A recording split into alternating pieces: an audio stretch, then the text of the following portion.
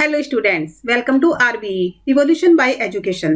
तो आज का जो चैप्टर है वो है हमारा एडवर्ब का। अब एडवर्ब क्या होता है, क्या इसकी डेफिनेशन है, क्या इसके टाइप्स हैं और इसकी सेंटेंस के अंदर पोजीशन कहाँ पर होती है और इसके जितने भी हमारे एडवर्ब हैं उनको हम कहाँ पर यूज करते हैं और कैसे यूज करते हैं, आज की क्लास के अंदर हम ये सब चीजें पढ़ने वाले हैं। तो सबसे पहले हम देख लेते हैं एडवर्ब का मीनिंग क्या है। तो एडवर्ब को हिंदी में हम बोलते हैं क्रिया विशेषण। क्रिया विशेषण। अब जैसे कि हमें नाम से ही पता चल रहा है कि क्रिया, क्रिया का मतलब होता है वर्ब और वर्ब की विशेषता बताने वाले वर्ड क्रिया विशेषण, यानी कि वर्ब की विशेषता को बताते हैं जो वर्ड उनको हम कहते हैं क्रिया विशेषण यानी कि एडवर्ब। ठीक है, ये क्लियर हो गया होगा। जो हमारा एडवर्ब है वो क्या करता है, सेंटेंस को या किसी भी वर्ड को मॉडिफाई करता है। क्या करता है, मॉडिफाई। तो इसलिए इनको हम मॉडिफाई वर्ड भी बोलते हैं। इसको हम क्या बोलते हैं, मॉडिफाई वर्ड, बिकॉज ये क्या करता है, वर्ब को मॉडिफाई करता है। तो आपने सुना था एडजेक्टिव के बारे में कि एडजेक्टिव क्या होते हैं, वो किसी भी वर्ड की विशेषता को बताते हैं। ठीक है, वो क्या बोलते हैं, विशेषता बताने वाले शब्द को हम एडजेक्टिव कहते हैं। यानी कि जो एडजेक्टिव होते हैं वो क्या करते हैं, क्वालिफाइज करते हैं। क्वालिफाइज करते हैं सेंटेंस के अंदर किसी भी नाउन को या फिर प्रोनाउन को। तो जो एडजेक्टिव होते हैं वो हमारे नाउन या प्रोनाउन इन दोनों को क्या करते हैं, क्वालिफाई करते हैं। लेकिन जो एडवर्ब हैं, जो हमारे एडवर्ब हैं वो क्या करते हैं, मॉडिफाई करते हैं। तो वो मॉडिफाइज करते हैं, मॉडिफाइज करते हैं। किसको मॉडिफाई करते हैं, वो हमारे वर्ब को और हमारे जो होते हैं एडवर्ब, एडजेक्टिव, प्रीपोजिशन और कंजक्शन। तो इन सबको ये क्या करते हैं, मॉडिफाइज करते हैं। यानी कि all parts of the speech को, all parts of the speech except noun, pronoun और इंटरजेक्शन। तो इंटरजेक्शन, नाउन, प्रोनाउन को छोड़कर बाकी जितने भी हमारी पार्ट्स ऑफ स्पीच हैं उन सबको एडवर्ब क्या करता है, मॉडिफाइज करता है। तो आई थिंक आपको ये क्लियर हो गया होगा कि एडवर्ब का काम क्या है। तो अभी हम एक डेफिनेशन देखेंगे और उस डेफिनेशन के थ्रू एडवर्ब को अच्छे से क्लियरली समझ लेंगे। तो सबसे पहले हम देखने वाले हैं व्हाट इज एडवर्ब, एडवर्ब क्या होता है। तो एडवर्ब की डेफिनेशन को समझ लेते हैं हम। An adverb is that verb, कि an adverb is that word, कि एडवर्ब वो वर्ड होते हैं इन अ सेंटेंस, किसी भी सेंटेंस के अंदर, विच मॉडिफाइज, जो कि मॉडिफाई करते हैं किसको, मीनिंग ऑफ वर्ब को, यानी कि किसी भी वर्ब के मीनिंग को, एडजेक्टिव को और दूसरे एडवर्ब को। यानी कि एडवर्ब किसको मॉडिफाई कर रहे हैं, वर्ब को मॉडिफाई कर रहे हैं, एडजेक्टिव को मॉडिफाई कर रहे हैं या फिर दूसरे एडवर्ब को मॉडिफाई कर रहे हैं। तो जैसे एग्जांपल देख लेते हैं, हार्ड, वेरी, एग्जैक्टली, सिंपली और फॉर्चुनेटली एक्सेट्रा। तो ऐसे बहुत सारे एडवर्ब होते हैं जो कि हमारे किसी भी सेंटेंस के अंदर वर्ब को, एडजेक्टिव को या फिर एडवर्ब को मॉडिफाई करते हैं, यानी कि उसको क्वालिफाई करते हैं, उसकी विशेषता को बताते हैं, यानी कि और उसको अच्छा बना देते हैं, वर्ब को और अच्छा बना देते हैं। तो यहाँ पे हम क्या देखेंगे, कुछ एग्जाम्पल देखेंगे, सेंटेंसेस देखेंगे। तो सेंटेंस नंबर 1 हम क्या देखते हैं, जैसे ही रन्स फास्ट, कि वह तेज दौड़ता है। तो अब ये सेंटेंस है हमारा ही रन्स फास्ट। ही हमारा सब्जेक्ट है, रन्स हमारा वर्ब है। अभी हम क्या करें कि subject plus verb, subject plus verb एक कंप्लीट सेंटेंस है, क्योंकि इसके अंदर सब्जेक्ट भी आ गया और वर्ब भी आ गया। कोई भी सब्जेक्ट और वर्ब मिलके हमारा एक पूरा सेंटेंस बन जाता है। ही रन्स, वह दौड़ता है। बहुत अच्छी बात है कि भाई वह दौड़ता है। तो दौड़ता है, वह दौड़ती है, राम दौड़ता है, श्याम दौड़ता है, सीता दौड़ती है। तो ये सब अगर हम देखें कि वर्ब कर रहे हैं, क्रिया कर रहे हैं, तो कोई इसमें दिक्कत नहीं है कि एक पूरा कंप्लीट सेंटेंस बन जाता है, इसमें हमें कुछ भी ऐड करने की जरूरत नहीं है। बट अगर हम देखें कि रन्स को अगर हम थोड़ा सा मॉडिफाई करें कि वह कैसे दौड़ता है, कि वह तेज दौड़ता है, तो रन करने की मैनर का हमें पता चल गया, उसके तरीके का हमें पता चल गया कि भाई वो कैसा दौड़ता है। तो रन को थोड़ा सा हमने विशेषता दे दी, रन वर्ड को हमने यहाँ पे एक विशेषता दे दी कि भाई वह कैसा दौड़ता है, वह तेज दौड़ता है। तब जो ये फास्ट वर्ड है उसने रन को क्या कर दिया, मॉडिफाई कर दिया। जो ये फास्ट वर्ड है उसने मॉडिफाई कर दिया, फास्ट मॉडिफाइज किसको, रन को, रन। तो यहाँ पे देखो फास्ट ने मॉडिफाइज कर दिया रन्स को। तो रन वर्ड यानी कि जो वर्ब है उसको मॉडिफाई किया है किसने, फास्ट ने। तो फास्ट हमारा क्या हो गया, एडवर्ब हो गया। ये हमारा एडवर्ब हो गया। इसने क्या किया कि हमारा जो सेंटेंस है और उसको और अच्छा बना दिया। हमें उसके तरीके का पता चल गया कि भाई वो कैसा दौड़ता है। पहले हमने सिंपली क्या देखा कि भाई वह दौड़ता है, दौड़ता होगा वह, क्योंकि सब दौड़ते हैं, कोई भी दौड़ सकता है। लेकिन हमें अब यहाँ पे उसके तरीके का पता चल गया कि भाई कोई खास बात है उसके दौड़ने में कि वो तेज दौड़ता है। ठीक है, ये समझ में आ गया आपको। तो यानी कि यहाँ पे वर्ब क्या हो गया, मॉडिफाई हो गया। दूसरा हम सेंटेंस देख लेते हैं।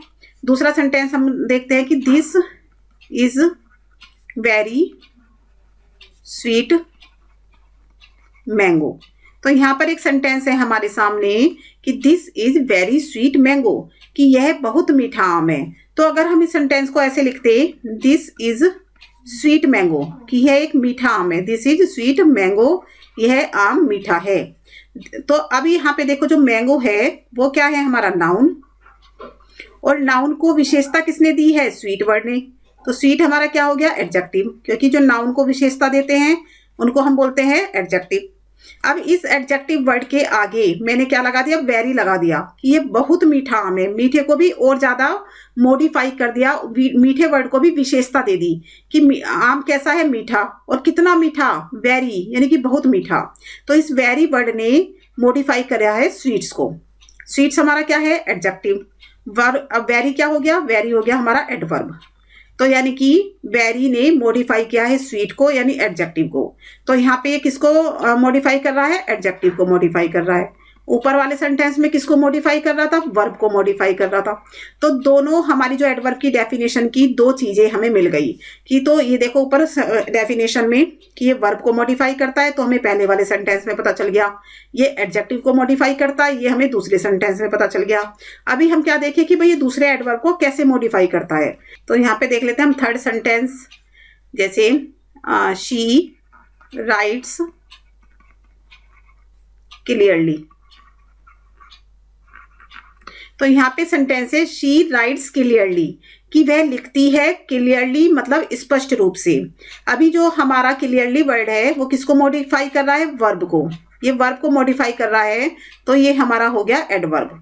तो अगर मैं यहाँ पे एडवर्ब को थोड़ा सा और मॉडिफाई कर दूं कि वह स्पष्ट रूप से लिखती है, लेकिन कैसे स्पष्ट रूप से लिखती है, अगर मैं यहाँ पर क्वाइट का यूज कर दूं, क्वाइट, कि शी राइट्स क्वाइट क्लियरली, कि वह पूरी तरह से स्पष्ट रूप से लिखती है, कंप्लीटली। क्वाइट का मतलब होता है कंप्लीटली, और क्लियरली मतलब होता है स्पष्ट रूप से, कि वह पूरी तरह से स्पष्ट रूप से लिखती है। तो जो ये क्वाइट वर्ड है मेरा, जो मैंने यहाँ पे ऐड किया है, ये हमारा एडवर्ब को क्या कर रहा है, मॉडिफाई कर रहा है। तो ये हमारा दूसरा एडवर्ब है। क्लियरली हमारा पहला एडवर्ब है और क्वाइट हमारा दूसरा एडवर्ब है। तो ये दोनों जो क्वाइट वर्ड है वो हमारे दूसरे एडवर्ब को क्या कर रहा है, क्लियरली एडवर्ब को हमारे मॉडिफाई कर रहा है। तो क्वाइट लगाने से हमारे एडवर्ब में और ज्यादा विशेषता आ गई, और हमें पता चल गया कि वो स्पष्ट रूप से तो लिखती है, लेकिन कितना स्पष्ट रूप से लिखती है, कि वो पूरी तरह स्पष्ट रूप से लिखती है। कोई भी वर्ड उसका गंदी राइटिंग में नहीं होता, कोई भी वर्ड उसका मतलब अनक्लियर नहीं होता कि हमें समझ नहीं आ रहा, वो पूरा का पूरा क्लियरली लिखती है। तो ये समझ में आ गया कि जो ये एडवर्ब है हमारा क्वाइट, इसने किसको मॉडिफाई किया है, अपने पहले वाले एडवर्ब को। ठीक है, इस सेंटेंस के पहले एडवर्ब को मॉडिफाई किया है। तो यहाँ पे हम देखते हैं कि एडवर्ब को मॉडिफाई किया गया है। तो क्लियर हो गया, हमने देखा वर्ब को मॉडिफाई किया, हमने देखा एडजेक्टिव को मॉडिफाई किया, हमने देखा एडवर्ब को भी मॉडिफाई किया। तो इस एडवर्ब की जो डेफिनेशन है उसमें हमारी तीनों शर्तें पूरी हो गई, कि जो एडवर्ब एक ऐसे वर्ड होते हैं सेंटेंसेस के अंदर जो वर्ब, एडजेक्टिव और दूसरे एडवर्ब तीनों को मॉडिफाइज करते हैं। तो समझ में आ गया होगा आपको, क्लियर हो गया होगा यहाँ पे आपको कि एडवर्ब क्या होते हैं। अभी हम क्या करेंगे, अभी आगे चलेंगे और देखेंगे हम एडवर्ब कितने टाइप के होते हैं। तो देख लेते हैं आगे टाइप्स ऑफ एडवर्ब के बारे में। तो जो एडवर्ब होते हैं वो हमारे 3 टाइप्स के होते हैं। कितने टाइप्स के होते हैं, 3 टाइप्स ऑफ एडवर्ब के बारे में हम यहाँ पर पढ़ेंगे। 3 टाइप्स कौन कौन से, सबसे पहले है हमारा सिंपल एडवर्ब, ये है हमारा सिंपल एडवर्ब। दूसरा है हमारा इंटेरोगेटिव एडवर्ब, और थर्ड नंबर पे हमारा आता है रिलेटिव एडवर्ब। तो इन तीनों एडवर्ब को हम अलग अलग डेफिनेशन और एग्जाम्पल के थ्रू पढ़ने वाले हैं। तो पहले बात करेंगे हम सिंपल की, फिर हम बात करेंगे इंटेरोगेटिव की, और फिर बात करेंगे हम रिलेटिव की। तो तीनों एडवर्ब को हम उनकी डेफिनेशन के अकॉर्डिंग, उनके कुछ एग्जाम्पल देख के, अगर उनके अंदर टाइप्स हैं तो उनके टाइप्स को भी हम फॉलो करते हुए यहाँ पर समझेंगे तीनों एडवर्ब के बारे में। तो देख लेते हैं कैसे। सबसे पहले बात कर लेते हैं हम सिंपल एडवर्ब की, क्योंकि जो सिंपल एडवर्ब होते हैं वो क्या होते हैं और उनको कहाँ कहाँ पर यूज किया जाता है और कैसे। तो देखो, जो सिंपल एडवर्ब होते हैं वो डिनोट करते हैं टाइम को, प्लेस को, number, frequency, reason, degree, affirmation and negation. तो यहाँ पे जितने भी आपके टाइप्स लिखे हुए हैं कि टाइम, प्लेस, नंबर, फ्रीक्वेंसी, तो इन सबको जो हमारे सिंपल एडवर्ब है वो क्या करते हैं, डिनोट करते हैं, एक्सप्रेस करते हैं, उनके बारे में बताते हैं। तो सिंपल एडवर्ब हमें समय के बारे में बताते हैं, स्थान के बारे में बताते हैं, फ्रीक्वेंसी के बारे में बताते हैं, कोई डिग्री, परिमाण के बारे में बताते हैं। तो बहुत सारी चीजें ऐसी है जिनके बारे में हमें सिंपल एडवर्ब से पता चलता है। अभी हम देख लेते हैं सिंपल एडवर्ब की टाइप्स क्या है, कि कौन से सिंपल एडवर्ब होते हैं, उनके टाइप्स क्या हैं।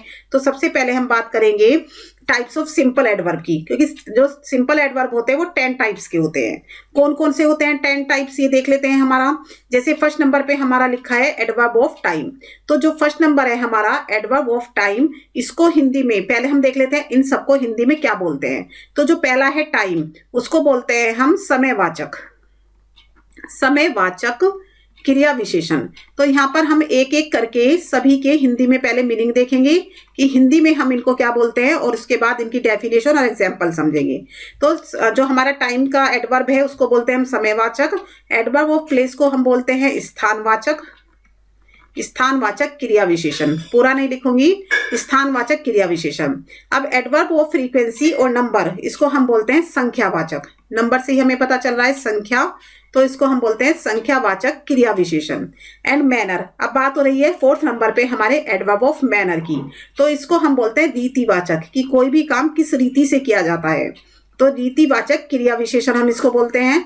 फिर हमारी बात नंबर पे आता है 5 नंबर पे एडवर्ब ऑफ डिग्री या एडवर्ब ऑफ क्वांटिटी, जिसको बोलते हैं हम परिमाणवाचक, परिमाणवाचक। नेक्स्ट हमारा आता है अफर्मेशन एंड नेगेशन। तो अफर्मेशन जो वर्ड होता है इसका मतलब होता है स्वीकारात्मक, स्वीकारात्मक यानी कि पॉजिटिव, इसको हम बोलेंगे पॉजिटिव। और जो नेगेशन होता है, नेगेटिव का मतलब होता है हमारा नकारात्मक, नकारात्मक, इसको बोलते हैं हम नेगेटिव, इसको बोलेंगे हम नेगेटिव। तो ये आपको समझ में आ गया, स्वीकारात्मक क्रिया विशेषण एंड नकारात्मक क्रिया विशेषण। अब है हमारा 7th नंबर पे है हमारा एडवर्ब ऑफ रीजन। रीजन से जैसे हमें पता चल रहा है कि कारण, तो इसको हम बोलते हैं कारणवाचक, कारणवाचक। नेक्स्ट है हमारा कमेंट। कमेंट को हम क्या बोलेंगे, टिप्पणी, टिप्पणीवाचक, टिप्पणीवाचक। टिप्पणी देना यानी कि कमेंट देना, तो टिप्पणीवाचक क्रिया विशेषण। एंड फिर है हमारा कंजक्शन। कंजक्शन क्या करता है, किसी भी दो सेंटेंस को जोड़ने का काम करता है, तो इसलिए इसको हम बोलते हैं समुच्चयवाचक, समुच्चयवाचक क्रिया विशेषण। नेक्स्ट है हमारा और लास्ट 10th नंबर का जो है एडवर्ब ऑफ कंपैरिजन। तो इसको हम बोलते हैं तुलनात्मक, तुलनात्मक, तुलनात्मक क्रिया विशेषण। तो अभी आपको हिंदी में इनके नाम पता चल गए कि भाई टाइम, प्लेस, फ्रीक्वेंसी, मैनर, इनको हम हिंदी में क्या कहते हैं।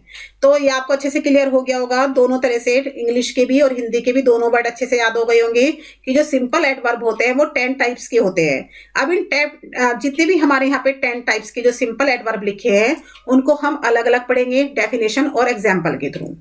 तो सबसे पहले हम चलते हैं एडवर्ब ऑफ टाइम की तरफ। तो जो हमारा एडवर्ब ऑफ टाइम है यानी कि जिसको हम बोलते हैं समयवाचक, जिसको बोलते हैं हम समयवाचक, तो ये देखो हमें टाइम यानी कि समय वाचक जो है हमें नाम से ही पता चल रहा है कि ये हमें समय के बारे में बताता है। तो दीज एडवर्ब्स, जो ये एडवर्ब होते हैं, स्टेट मतलब बताते हैं the time of occurrence of the action, कि किसी भी एक्शन का अकरेंस किस टाइम हुआ, यानी कि उसके समय के बारे में बताते हैं कि कोई भी एक्शन सेंटेंस के अंदर कब घटित हुआ है, कब उसका अकरेंस हुआ है, तो उस समय के बारे में हमें बताते हैं adverb of time. It may give sharp और rough idea about the time of an action. तो ये हमें क्या देते हैं, किसी भी एक्शन के समय के बारे में या तो शार्प आइडिया देंगे या फिर रफली आइडिया देंगे कि भाई लगभग इतना टाइम हुआ होगा, या पूरा शार्प एग्जैक्ट टाइम बताते हैं। तो ये क्या होता है एडवर्ब ऑफ टाइम, हमें किसी भी घटना के घटित होने का समय बताते हैं।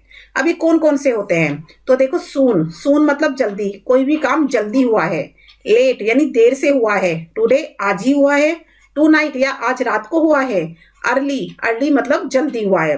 तो इसी तरह के वर्ड जिनसे हमें समय के बारे में पता चले कि कोई भी काम कब हो रहा है, तो वो हमारे एडवर्ब ऑफ टाइम होते हैं। और इनको हम कैसे पहचाने कि भाई ये कहाँ पर हमें इन्हें यूज करना है, कैसे हम पहचाने कि एडवर्ब ऑफ टाइम है या नहीं। तो हम क्या करेंगे, सेंटेंस के अंदर व्हेन लगाकर, यानी कि कब लगाकर आंसर ढूंढने की कोशिश करेंगे। तो अगर हम सेंटेंस के अंदर कब लगा के, व्हेन लगा के क्वेश्चन पुट करते हैं, तो जो आंसर हमें मिलेगा वही हमारा एडवर्ब ऑफ टाइम होगा। जैसे हम यहाँ पे एग्जाम्पल नंबर 1 देख लेते हैं। आई मेट हिम यस्टरडे, मैं उसे मिला। तो कब मिला, हमने पूछा व्हेन, कब मिले तुम उसको, तो उसने कहा कि यस्टरडे, कि मैं उसको कल मिला। तो जो यस्टरडे वर्ड है वो हमें क्या बता रहा है, टाइम, कि भाई टाइम क्या था, कल का टाइम था, कल मिला था। तो ये हमारा क्या हो गया, एडवर्ब हो गया। यस्टरडे हमारा एडवर्ब ऑफ टाइम हो गया। नेक्स्ट देख लेते हैं हम सेंटेंस नंबर 2। एग्जाम्पल नंबर हमारा 2 है, he will go to school, वह स्कूल जाएगा। अभी हम यहाँ पे क्वेश्चन पूछेंगे कि भाई वह स्कूल कब जाएगा, तो आंसर हमें मिलेगा टुमारो, कि वह स्कूल कल जाएगा। अब टुमारो जो आंसर है वही हमारा क्या है, एडवर्ब ऑफ टाइम है। क्यों, क्योंकि हमने क्या कहा कि भाई क्वेश्चन लगाओ, व्हेन का यूज करो, व्हेन का यूज करके क्वेश्चन पूछो, और जो आंसर मिले वही हमारा क्या होगा, एडवर्ब ऑफ टाइम होगा। तो इस सेंटेंस के अंदर हमें क्या आंसर मिला कि भाई कल जाएगा, तो कल क्या हुआ, हमारा एडवर्ब ऑफ टाइम हुआ। नेक्स्ट देख लेते हैं sentence number 3। I need your help, मुझे आपकी हेल्प की जरूरत है। तो उसने भी क्वेश्चन पूछ लिया कि कब जरूरत है, तो मैंने बोल दिया अब, नाउ, अभी, अभी जरूरत है मुझे। तो जो नाउ वर्ड है ये मुझे क्या बता रहा है कि इसी टाइम मुझे जरूरत है, तो टाइम के बारे में बता रहा है। तो ये हमारा क्या हो गया, एडवर्ब ऑफ टाइम हो गया। तो आई थिंक आपको ये क्लियर हो गया होगा कि एडवर्ब ऑफ टाइम क्या होते हैं। एडवर्ब ऑफ टाइम वो एडवर्ब होते हैं जो कि हमें किसी भी सेंटेंस के अंदर एक्शन के होने के समय के बारे में बताते हैं। और इनको हम कैसे पहचानते हैं, इनको हम व्हेन लगा के जब हम क्वेश्चन पुट करते हैं और जो आंसर हमें आता है, सामने जो रिजल्ट आता है हमें, तो वही वर्ड हमारा एडवर्ब ऑफ टाइम होता है। तो आई थिंक ये आपको क्लियर हो गया होगा। नेक्स्ट देख लेते हैं हम एडवर्ब ऑफ प्लेस के बारे में। अब जो एडवर्ब ऑफ प्लेस है, हमें पता चल गया कि भाई स्थान की बात हो रही है, स्थान यानी जगह की बात हो रही है। ये एडवर्ब्स, तो these adverbs give information about the place of occurrence of an action. तो यानी कि किसी एक्शन के अकरेंस होने की जगह को बताते हैं कि कोई भी एक्शन कहाँ पर घटित हुआ है, तो उसके बारे में ये एडवर्ब हमें बताते हैं। और वही वर्ड जिससे हमें पता चलता है कि भाई उस जगह पर एक्शन हुआ है, अकरेंस ऑफ एक्शन की जगह क्या है, तो वही वर्ड हमारा एडवर्ब ऑफ प्लेस होता है। तो यहाँ पे हम एग्जाम्पल देख लेते हैं, जैसे हेयर, कि कोई भी एक्शन कहाँ हुआ है, यहाँ पर हुआ है, हेयर हुआ है, देयर वहां हुआ है, नियर पास में हुआ है, आउटसाइड बाहर हुआ है, टॉप ऊपर, या बॉटम मतलब नीचे हुआ है। तो देखो ये जितने भी यहाँ पे वर्ड लिखे हुए हैं, या इससे रिलेटेड जितने भी हमारे वर्ड होते हैं जो प्लेस के बारे में बताते हैं, उन सबको हम एडवर्ब ऑफ प्लेस कहते हैं। तो यहाँ पर हम कुछ एग्जाम्पल देख लेते हैं, सेंटेंस देख लेते हैं। दे केम, वे आई। अभी यहाँ पे सेंटेंस क्या उठा कि भाई कहाँ आए। तो एक और बात, जब इनको हम कैसे पहचानेंगे, इनको हम वेयर लगा के यानी कहाँ लगा के जब हम क्वेश्चन पुट करेंगे सेंटेंस के अंदर, और जो हमें आंसर मिलेगा वही हमारा एडवर्ब ऑफ प्लेस होगा। तो देखो दे केम, वे आई, तो हमने क्वेश्चन पूछा वेयर, कहाँ आए वे, तो उसने आंसर किया कि यहाँ, हियर, यहाँ पर आए। तो जो हेयर वर्ड है वो हमारा एडवर्ब ऑफ प्लेस है। क्लियर हो गया आपको, ये है हमारा adverb of place. Next sentence देख लेते हैं। समवन इज टॉकिंग, कोई बात कर रहा है। तो क्वेश्चन हमने क्या किया, वेयर लगा के, भाई कहाँ पर बात कर रहा है, तो आंसर हमें मिला आउटसाइड, बाहर बात कर रहा है। आउटसाइड बात कर रहा है, तो यानी कि ये हमारा हो गया एडवर्ब ऑफ प्लेस, क्योंकि हमें जगह के बारे में पता चला, कौन सी जगह है, बाहर, आउटसाइड हमारी जगह है। फिर हमने देखा sentence number 3, they live somewhere in Paris, कि वे पेरिस में रहते हैं। अभी क्वेश्चन हमने क्या कहा, वेयर लगा के क्वेश्चन करना है। तो हमने क्वेश्चन पूछ लिया कि भाई वे पेरिस में कहाँ पर रहते हैं, तो उसने कहा समवेयर। तो समवेयर हमारा क्या हो गया, समवेयर हमारा हो गया एडवर्ब ऑफ प्लेस। तो ये आपको क्लियर हो गया होगा कि एडवर्ब ऑफ प्लेस हमें वेयर लगा के आंसर हमें जो मिलता है, जो रिजल्ट आता है, जो वर्ड हमारे सामने प्रकट होता है, तो वही हमारा एडवर्ब ऑफ प्लेस होता है। तो आई थिंक ये आपको क्लियर हो गया होगा। नेक्स्ट देख लेते हैं हम।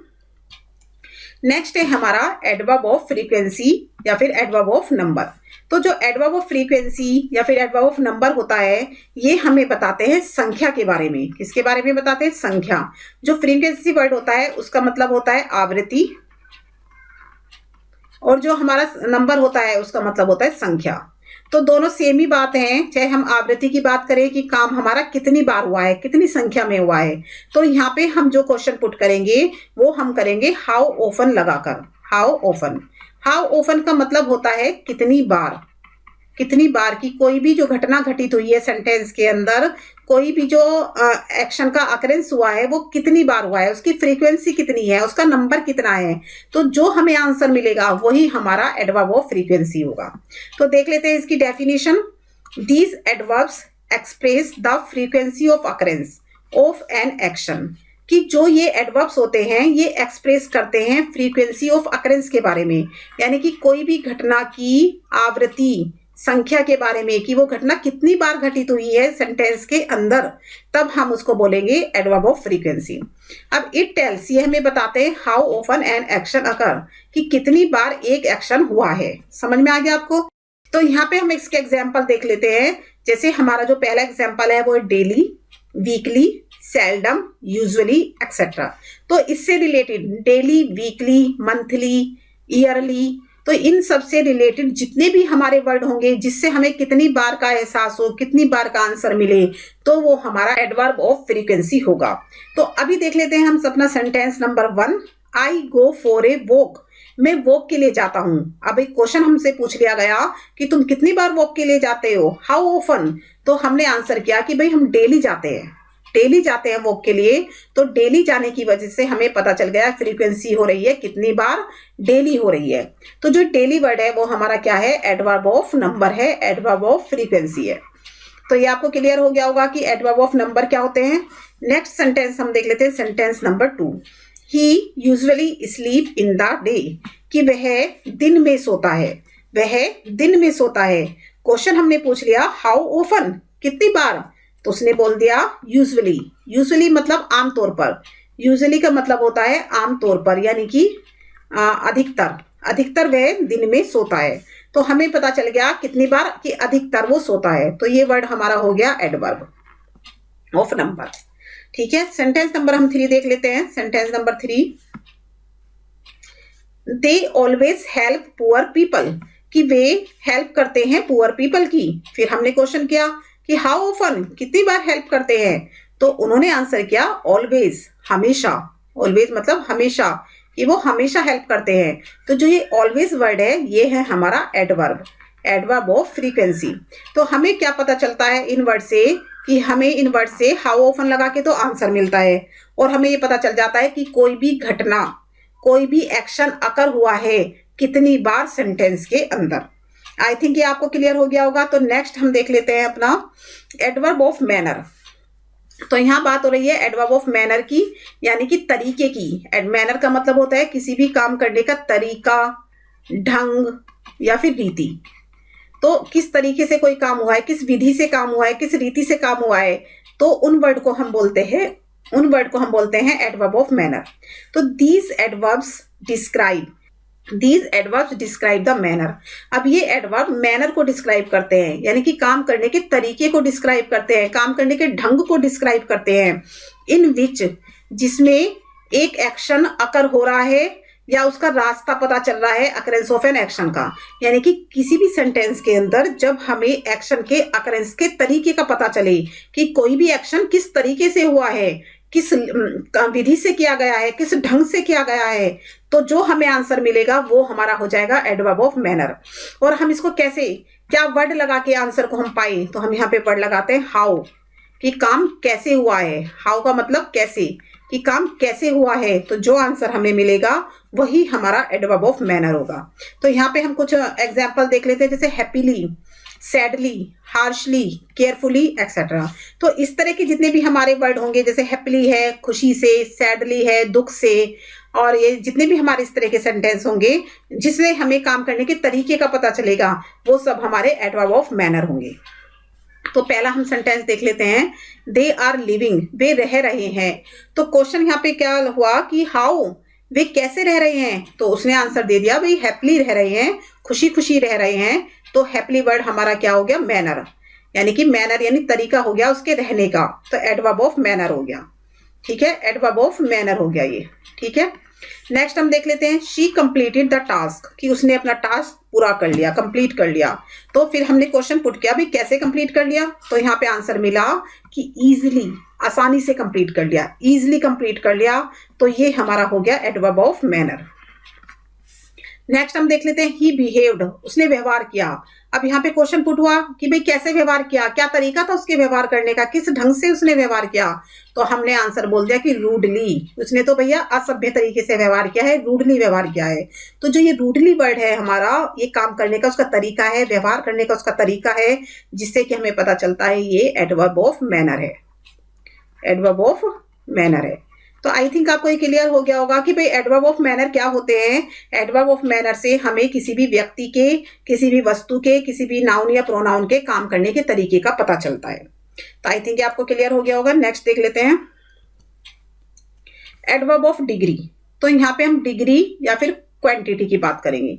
तो डिग्री मतलब मात्रा, क्वांटिटी मतलब परिमाण।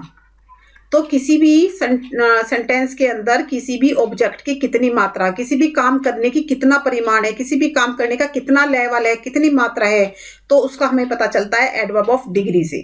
और इसको हम क्या लगाते हैं, क्वेश्चन पुट करने के लिए हम क्या लिखते हैं, यहाँ पे हम लिखते हैं हाउ मच। क्या लिखते हैं, हाउ मच, यानी कि कितना काम हुआ है, ठीक है, एक्शन कितना हुआ है, हाउ मच। दीज टेल्स, अब ये जो एडवर्ब होते हैं ये हमें बताते हैं अबाउट द लेवल के बारे में, और extent of something is done और हैपन्स इन द सेंटेंस, यानी कि सेंटेंस के अंदर कोई भी कार्य कितना हुआ है, उसका लेवल कितना है, उसका एक्सटेंट कितना है। तो ये सब हमें किसी भी सेंटेंस में जब किसी भी वर्ड से पता चलता है, तो तब हम उसको, उसी वर्ड को हम बोल देते हैं कि ये भाई एडवर्ब ऑफ डिग्री है या फिर एडवर्ब ऑफ क्वांटिटी है। तो एग्जाम्पल देख लेते हैं, जैसे nearly, quite, much, really, too, very, so etcetera. तो ये जितने भी हमारे यहाँ पे एडवर्ब ऑफ डिग्री के जो वर्ड लिखे हुए हैं या इससे रिलेटेड जितने भी वर्ड होते हैं जिससे हमें हाउ मच का यानी क्वांटिटी का पता चलता है, वो सभी हमारे एडवर्ब ऑफ क्वांटिटी होते हैं या एडवर्ब ऑफ डिग्री कहलाते हैं। तो फर्स्ट सेंटेंस हम देख लेते हैं, जैसे I am quite wrong, I am wrong, मैं रोंग हूं। तो उसने पूछा हाउ मच, कितने गलत हो तुम, कितने रोंग हो। तो उसने कहा क्वाइट, कि मैं कंप्लीटली रोंग हूं, यानी पूरी तरह से रोंग हूं। तो जो उसका ये हमें लेवल मिला कि वो कितना रोंग है, परिमाण कितना है, मात्रा कितनी है, तो मात्रा हमें मिली कि वो कंप्लीटली रोंग है, पूरी तरह से रोंग है। तो जो ये क्वाइट वर्ड है हमारा, ये जो हमारा क्वाइट वर्ड है, ये हमारा क्या है, एडवर्ब है। कौन सा एडवर्ब है, adverb of quantity, adverb of quantity है ये, ठीक है। तो आपको क्लियर हो गया। नेक्स्ट हम सेकंड नंबर का सेंटेंस देख लेते हैं। I am feeling very sad for my friends father death, कि मैं बहुत दुखी फील कर रहा हूं अपने फ्रेंड की फादर की डेथ का, कि मेरे फ्रेंड के फादर की डेथ हो गई है, जिसके लिए I am feeling very sad. तो उसने कहा आई एम फीलिंग सैड, मैं बहुत सैड फील कर रहा हूं। तो क्वेश्चन यहाँ पे उठा कि कितना सैड कर रहे हो तुम फील, कितना सैड तुम्हें फील हो रहा है। तो उसने कह दिया बहुत ज्यादा, यानी कि वेरी, वेरी सैड, बहुत दुख हो रहा है उसको, वेरी दुख हो रहा है, वेरी सैड हो रहा है वो। तो यानी कि हमें मात्रा पता चल गई, हमें परिमाण पता चल गया कि उसको कितना दुख हो रहा है। तो उसको बहुत दुख हो रहा है। तो बहुत जो वर्ड है हमारा, जो वेरी जो हमारा वर्ड है, वो हमारा एडवर्ब ऑफ डिग्री है। तो वेरी हमारा क्या होता है, वेरी हमारा एडवर्ब होता है, ठीक है। तो आई थिंक आपको ये क्लियर हो गया होगा कि जो हम adverb of degree, adverb of place, adverb of time की हमने बात की है और हम उनको कैसे पहचानेंगे, तो ये आपने अच्छे से समझ लिया होगा। नेक्स्ट चल लेते हैं हम। नेक्स्ट है हमारा adverb of affirmation, adverb of affirmation या फिर एडवर्ब ऑफ नेगेशन। तो जैसे मैंने आपको बताया था कि अफर्मेशन का मतलब होता है स्वीकारात्मक और नेगेशन का मतलब होता है नकारात्मक। तो जो ये हमारा स्वीकारात्मक वर्ड है ये हमारा पॉजिटिव होता है, और जो नेगेशन वर्ड है हमारा, ये होता है हमारा नेगेटिव, नेगेटिव होता है। तो अभी हम यहाँ पे क्या समझेंगे इसकी डेफिनेशन को। दीज एडवर्ब्स, ये एडवर्ब या तो कंफर्म करते हैं, यानी कि या तो स्वीकार कर लेते हैं, या फिर डिनाइज, मना कर देते हैं। किसको मना कर देते हैं, ये action of verb in the sentence, sentence के अंदर वर्ब का जो एक्शन होता है उसको या तो स्वीकार कर लेते हैं या फिर उसको मना कर देते हैं, डिनाई कर देते हैं। तो ये क्लियर हो गया।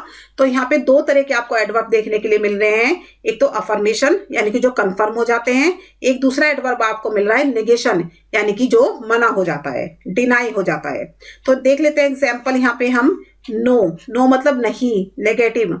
कैन नोट यानी नहीं कर सकता, डू नोट नहीं होता है, नेवर यानी कभी नहीं। तो जो चार एग्जाम्पल यहाँ पे लिखे हुए हैं वो सब हमारे नेगेशन के हैं। अगर हम यहाँ पे देखें सर्टेनली, सर्टेनली मतलब होता है निश्चित रूप से, या फिर हम देखें श्योरली, श्योरली मतलब होता है अवश्य।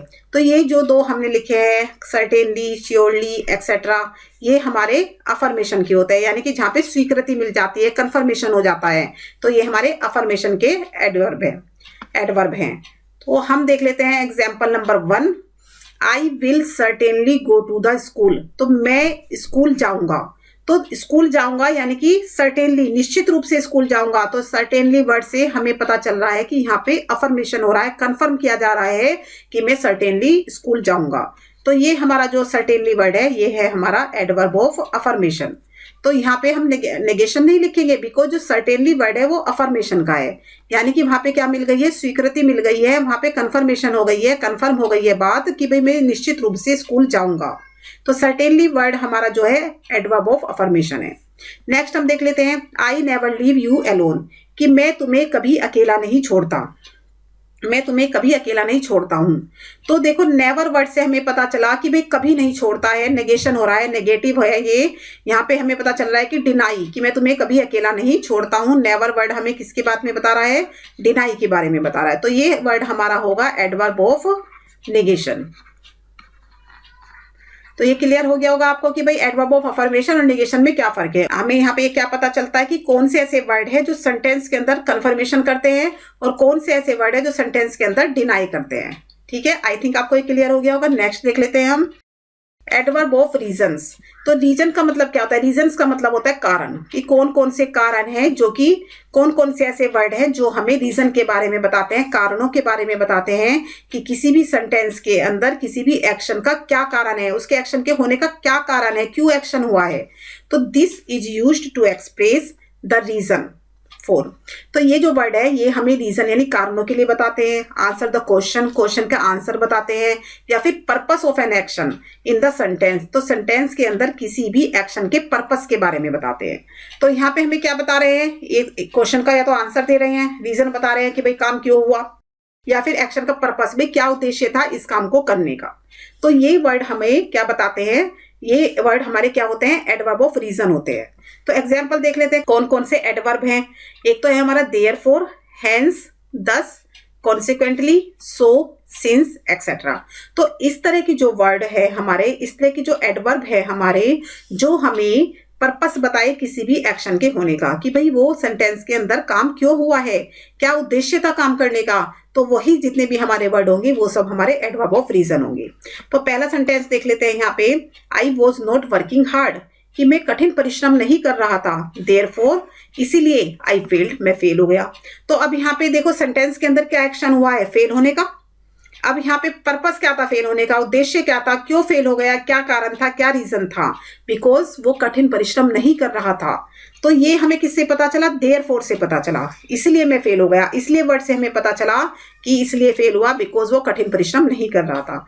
तो जो देयरफॉर वर्ड है ये क्या है, हमारा एडवर्ब ऑफ रीजन से, एडवर्ब ऑफ रीजन। क्लियर हो गया।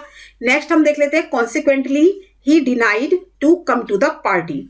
कॉन्सिक्वेंटली का मीन क्या होता है, पहले तो इसको देख लेते हैं, इसका मीनिंग क्या है हिंदी में। इसका मीनिंग होता है परिणाम स्वरूप। कोई भी काम हुआ उसका जो रिजल्ट निकला उसको बोलते हैं, उसके रिजल्ट के अकॉर्डिंग कोई भी काम करना कॉन्सिक्वेंटली होता है, या इसका दूसरा वर्ड होता है फलस्वरूप। तो ये दोनों मीनिंग होते हैं कॉन्सिक्वेंटली के। तो कॉन्सिक्वेंटली यानी कि परिणाम स्वरूप he denied to come to the party, उसने पार्टी में आने से मना कर दिया। अब उसको पार्टी में आने से मना करने का क्या उद्देश्य था, भाई क्या कारण था जिससे वो पार्टी में नहीं आया। उसका कारण कुछ भी हो सकता है, जैसे ही वॉज टायर्ड, वह थका हुआ हो, ही वॉज टायर्ड, वह थका हुआ था, थका हुआ था, इसी के परिणाम स्वरूप वह पार्टी में नहीं आ सका। तो वो कुछ भी रीजन हो सकता है कि भाई थका हुआ हो सकता है, या वह बिजी हो सकता है, कि वो काम करने में व्यस्त हो सकता है, तो जिसके परिणाम स्वरूप उसने पार्टी में आने से मना कर दिया। तो ये आपको क्लियर हो गया होगा। तो जो कॉन्सिक्वेंटली वर्ड है ये हमारा क्या है, एडवर्ब है। एडवर्ब ऑफ रीजन है। तो आई थिंक आपको ये क्लियर हो गया होगा। तो नेक्स्ट हम देख लेते हैं एडवर्ब ऑफ कमेंट। अब हम बात कर रहे हैं यहाँ पे एडवर्ब ऑफ कमेंट के बारे में। एडवर्ब ऑफ कमेंट क्या होता है, जैसे मैंने आपको बताया था टिप्पणी, टिप्पणी वाचक। तो ये जो हमारा वर्ड होता है इसमें कुछ ऐसे वर्ड होते हैं, एडवर्ब ऑफ कमेंट में कुछ ऐसे वर्ड होते हैं। सबसे पहली बात तो क्या है, यहाँ पर ये सेंटेंस के शुरुआत में रखे जाते हैं। कोई भी हमारी स्पीच है उसके सबसे पहले इस कमेंट को रखा जाता है, कमेंट एडवर्ब को रखा जाता है। और इसको देखते ही जो ये हमारा कमेंट एडवर्ब है, ये वाला जो हमारा एडवर्ब है, एडवर्ब ऑफ कमेंट है, इसको देखते ही जो हमारी पूरी स्पीच है या आगे की एक दो लाइनें हैं उसका मूड क्लियर हो जाता है, पता चल जाता है कि भाई किस मूड में बात हो रही है। सेंटेंस से पहले जिस एडवर्ब को हम रखेंगे, जिस एडवर्ब ऑफ कमेंट को हम रखेंगे, तो उसको पढ़ते ही हमें क्या पता चलेगा, आगे आने वाली जो लाइन है, आगे आने वाली जो स्पीच है, आगे आने वाला जो सेंटेंस है, उसका मूड क्लियर हो जाता है कि भाई किस मूड में बात हो रही है। और इसका हम देखो डेफिनेशन देख लेते हैं। This adverb can change and describe the verb. अब ये एडवर्ब चेंज हो सकता है और वर्ब को डिस्क्राइब कर सकता है, और साथ में इन्फ्लुएंस द होल सेंटेंस, और पूरे सेंटेंस पे इसका इन्फ्लुएंस होता है, यानी कि ये पूरे सेंटेंस को मॉडिफाई करता है। जो एडवर्ब ऑफ कमेंट है वो पूरे के पूरे सेंटेंस को मॉडिफाई कर देता है। अब इसके एग्जांपल देख लेते हैं, जैसे patiently, honestly, obviously, constantly, unfortunately etcetera. अब यहाँ पे एक सेंटेंस हम पढ़ेंगे पहले वाला, और उसको देखते ही हमें क्लियर हो जाएगा कि भाई एडवर्ब ऑफ कमेंट हमने इसको क्यों कहा है। तो सेंटेंस में क्या लिखा है, अनफॉर्चुनेटली। अब हमने पढ़ा अनफॉर्चुनेटली, इसको पढ़ते ही हमारे माइंड में क्या स्टक हुआ कि भाई कोई अशुभ बात है, कोई दुर्भाग्य वाली बात है। तो आगे आने वाली जो स्पीच होगी, आगे आने वाली जो लाइन होगी, उसका मूड हमें पता चल गया अनफॉर्चुनेटली पढ़ते ही। क्यों? क्योंकि हमें पता चल गया कि कोई भाई सैड बात हो रही है, यहाँ पे कोई दुख वाली बात हो रही है, तभी तो बोला अनफॉर्चुनेटली। तो देख लेते हैं भाई क्या दुख वाली बात है। He got discharge from his post, कि उसको उसकी पोस्ट से डिस्चार्ज मिल गया, यानी कि उसको उसकी पोस्ट से हटा दिया गया, उसको डिस्चार्ज दे दिया गया। तो ये उसके लिए अनफॉर्चुनेटली यानी दुर्भाग्य वाली बात है। तो देखो हमें पूरा हमने सेंटेंस नहीं पढ़ा था, सिर्फ हमने क्या पढ़ा था, अनफॉर्चुनेटली वर्ड पढ़ा था। उसको पढ़ते ही हमारे मन में एकदम से बात आ गई कि आगे आने वाली जो स्पीच है वो दुख भरी है, दुर्भाग्य भरी है। ठीक है, तो ये हमारा क्या हुआ, अनफॉर्चुनेटली जो वर्ड है इसने पूरे के पूरे सेंटेंस को ही मॉडिफाई कर दिया, पूरे सेंटेंस के मीनिंग को पहले ही वर्ड में, एक ही वर्ड में, सिंगल वर्ड में बता दिया। अब देखते हैं सेकंड वाला, लकीली। लकीली मतलब सौभाग्य की बात है कोई। लकीली सुनते ही हमारे माइंड में क्या आया कि कोई गुड न्यूज है, कोई अच्छी बात है। तो I got admission in the top college, कि मेरे को टॉप कॉलेज में एडमिशन मिल गया, बड़ी खुशी की बात है भाई, लकीली मिल गया। तो लकीली से हमें पता चल गया कि जो मूड है वो बड़ा अच्छा है सेंटेंस का। अनफॉर्चुनेटली से हमें पता चल गया कि भाई मूड बेकार है। नेक्स्ट देख लेते हैं थर्ड हमारा, ऑब्वियसली। ऑब्वियसली से ही हमें पता चल गया it is wrong way to do, कि भाई ऑब्वियसली ये काम करने का गलत तरीका है। तो आई थिंक आपको ये क्लियर हो गया होगा कि सेंटेंस के पहले ही जैसे हमने एडवर्ब ऑफ कमेंट को रख दिया है, तो उससे ही हमें पूरी सेंटेंस की सेंटेंस के मूड के बारे में पता चल जाता है, और ये पूरे सेंटेंस को मॉडिफाई करता है। तो आई थिंक आपको ये क्लियर हो गया होगा। नेक्स्ट देख लेते हैं एडवर्ब ऑफ कंजक्शन। नेक्स्ट है हमारा एडवर्ब ऑफ कंजक्शन। तो कंजक्शन से हमें क्या पता चला कि दो सेंटेंस को जोड़ने वाले शब्द, कंजक्ट करने वाले, कनेक्ट करने वाले, दो आइडियाज को कनेक्ट करने वाले शब्द, दो क्लोज को कनेक्ट करने वाले शब्द, या फिर दो सेंटेंसेस को कनेक्ट करने वाले जो शब्द होते हैं वो हमारे एडवर्ब ऑफ कंजक्शन होते हैं। ये क्लियर हो गया कि एडवर्ब ऑफ कंजक्शन क्या होते हैं। अब एग्जाम्पल देख लेते हैं। जैसे हमारा पहला यहाँ पे एग्जाम्पल है कॉन्सिक्वेंटली, या फिर एनीवे, अकॉर्डिंगली। इसके अलावा भी हमारे होते हैं जैसे देयरफॉर, जो देयरफॉर वर्ड है वो भी दो सेंटेंस को जोड़ता है, या हाउएवर, हाउएवर जो वर्ड है वो भी दो सेंटेंस को जोड़ता है। तो इस तरह की जो वर्ड जो हमारे दो सेंटेंस को आपस में जोड़ दें वो हमारे क्या होते हैं, एडवर्ब ऑफ कंजक्शन होते हैं। दो आइडियाज को आपस में जोड़ दें, दो क्लोजेस को आपस में जोड़ दें, और वो हमारे क्या होते हैं, एडवर्ब ऑफ कंजक्शन होते हैं। और ये वर्ड क्या करते हैं, ये वर्ड दो सेंटेंस में एक लिंक का काम करते हैं, दोनों सेंटेंस को आपस में लिंक करने का काम करते हैं। तो यहाँ पे हम एग्जाम्पल नंबर 1 अपना देख लेते हैं। He is one of the directors, कि वह उन डायरेक्टर में से एक है। Accordingly he gets a BMW, मतलब जिसके अनुसार उसको BMW मिली है और free parking of the space मिला है। तो जो अकॉर्डिंगली वर्ड है वो क्या कर रहा है, इन दोनों सेंटेंस को कंजक्ट कर रहा है, कनेक्ट कर रहा है, आपस में लिंक कर रहा है। ठीक है, तो ये हमारा क्या हो गया, एडवर्ब ऑफ कंजक्शन हो गया। अभी देखते हैं next sentence, Riya did not like the cookie. Riya को कुकी पसंद नहीं है। कॉन्सिक्वेंटली परिणाम स्वरूप उसने उसको ट्रैश कर दिया, यानी कि थ्रो कर दिया, फेंक दिया। तो कॉन्सिक्वेंटली का मतलब क्या हुआ, परिणाम स्वरूप।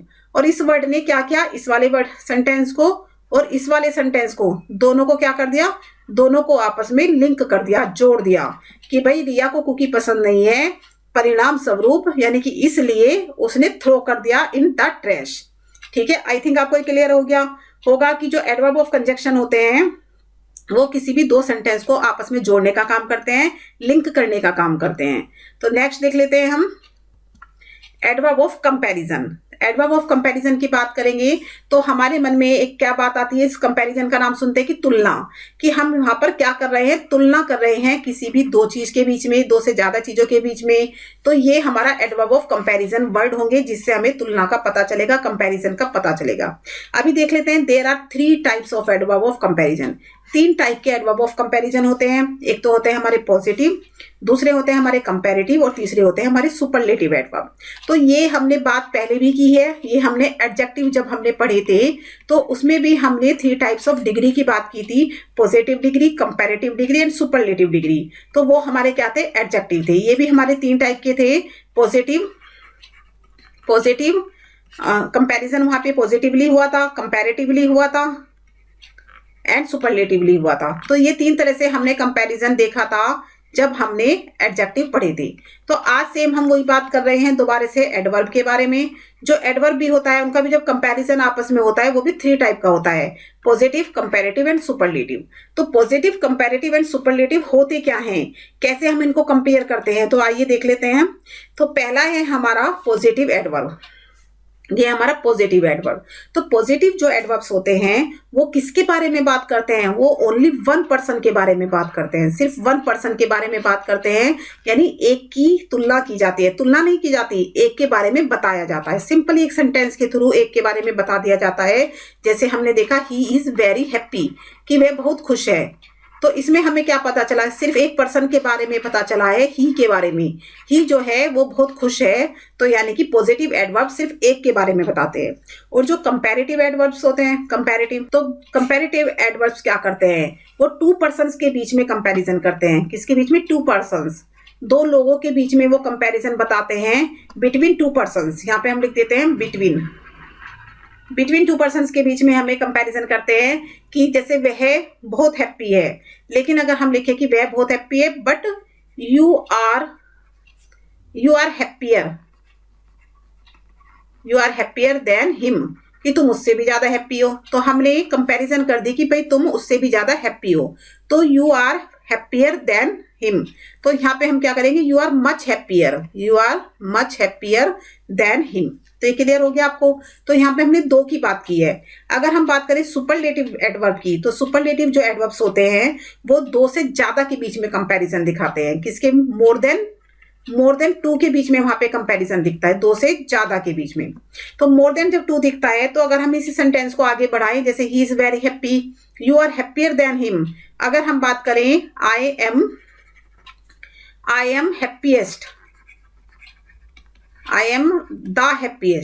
द हैप्पीएस्ट ऑफ ऑल, कि मैं सबसे ज्यादा खुश हूं।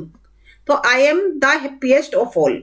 तो यहाँ पे आप देख सकते हो कि यहाँ पे 2 से ज्यादा के बीच में, यानी कि सबके बीच में कंपैरिजन हो गई है कि वह खुश है तो 1 की बात हो रही है, तुम उससे ज्यादा खुश हो तो 2 की बात हो रही है, और मैं सबसे ज्यादा खुश हूं तो यहाँ पे 3 की, मतलब 2 से ज्यादा की बात हो रही है। तो ये आई थिंक आपको ये क्या क्लियर हो गया होगा कि एडवर्ब ऑफ कंपैरिजन क्या होते हैं।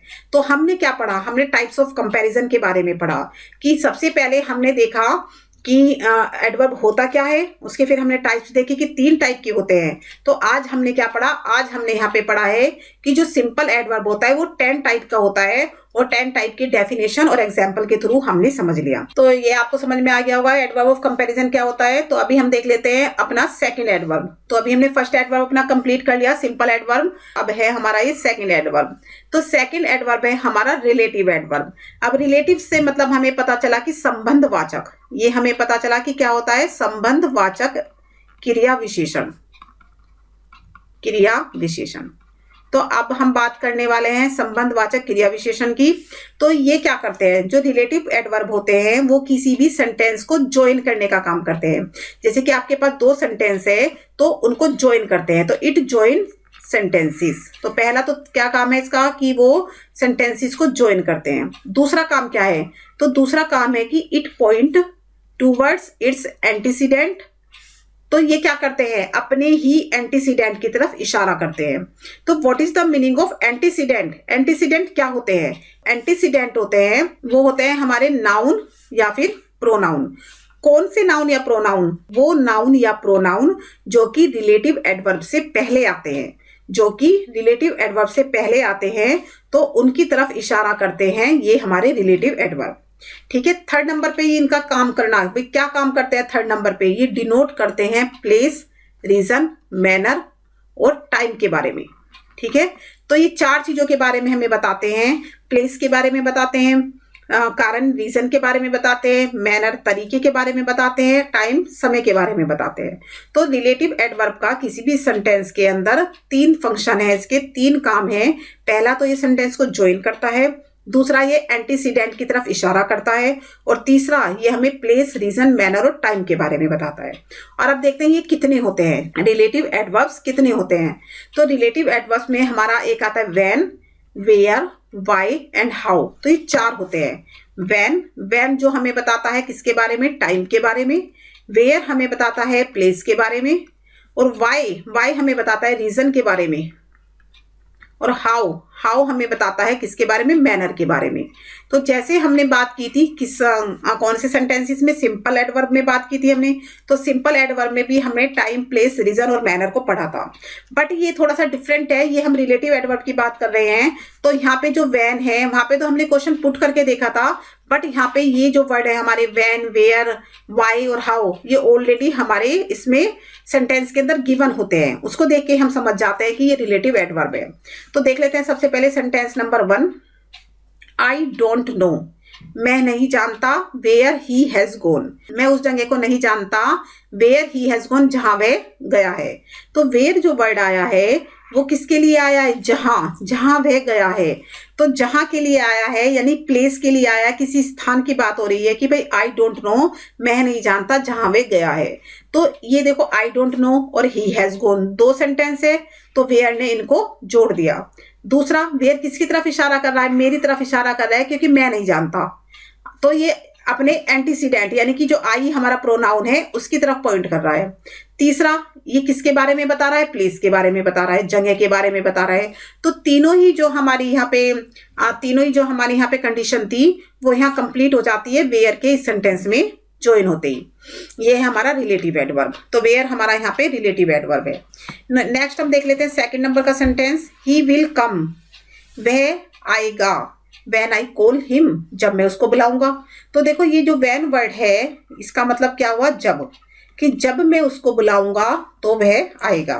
तो ही विल कम एक सेंटेंस, आई कॉल हिम दूसरा सेंटेंस, दोनों को ज्वाइन कर दिया व्हेन ने। एक हमारी शर्त पूरी हो गई, यहाँ पे एक शर्त पूरी हो गई। दूसरी शर्त क्या है कि एंटीसीडेंट की तरफ इशारा करता है। तो व्हेन किसकी तरफ इशारा कर रहा है? हमारे प्रोनाउन ही की तरफ, कि भाई वह आएगा तो उसकी तरफ इशारा कर रहा है ये। तीसरा, ये हमें बता रहा है टाइम के बारे में। टाइम मतलब जब वह आएगा, तो यानी समय की बात हो रही है।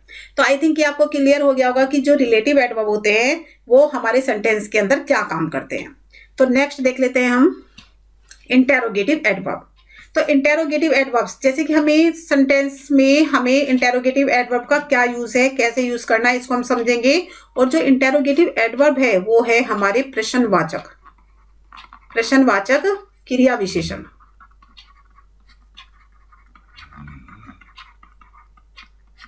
तो इंटेरोगेटिव जो एडवर्ब होते हैं, दीज आर, ये कौन कौन से होते हैं? पहले तो आप देख लो, why, where, when and how.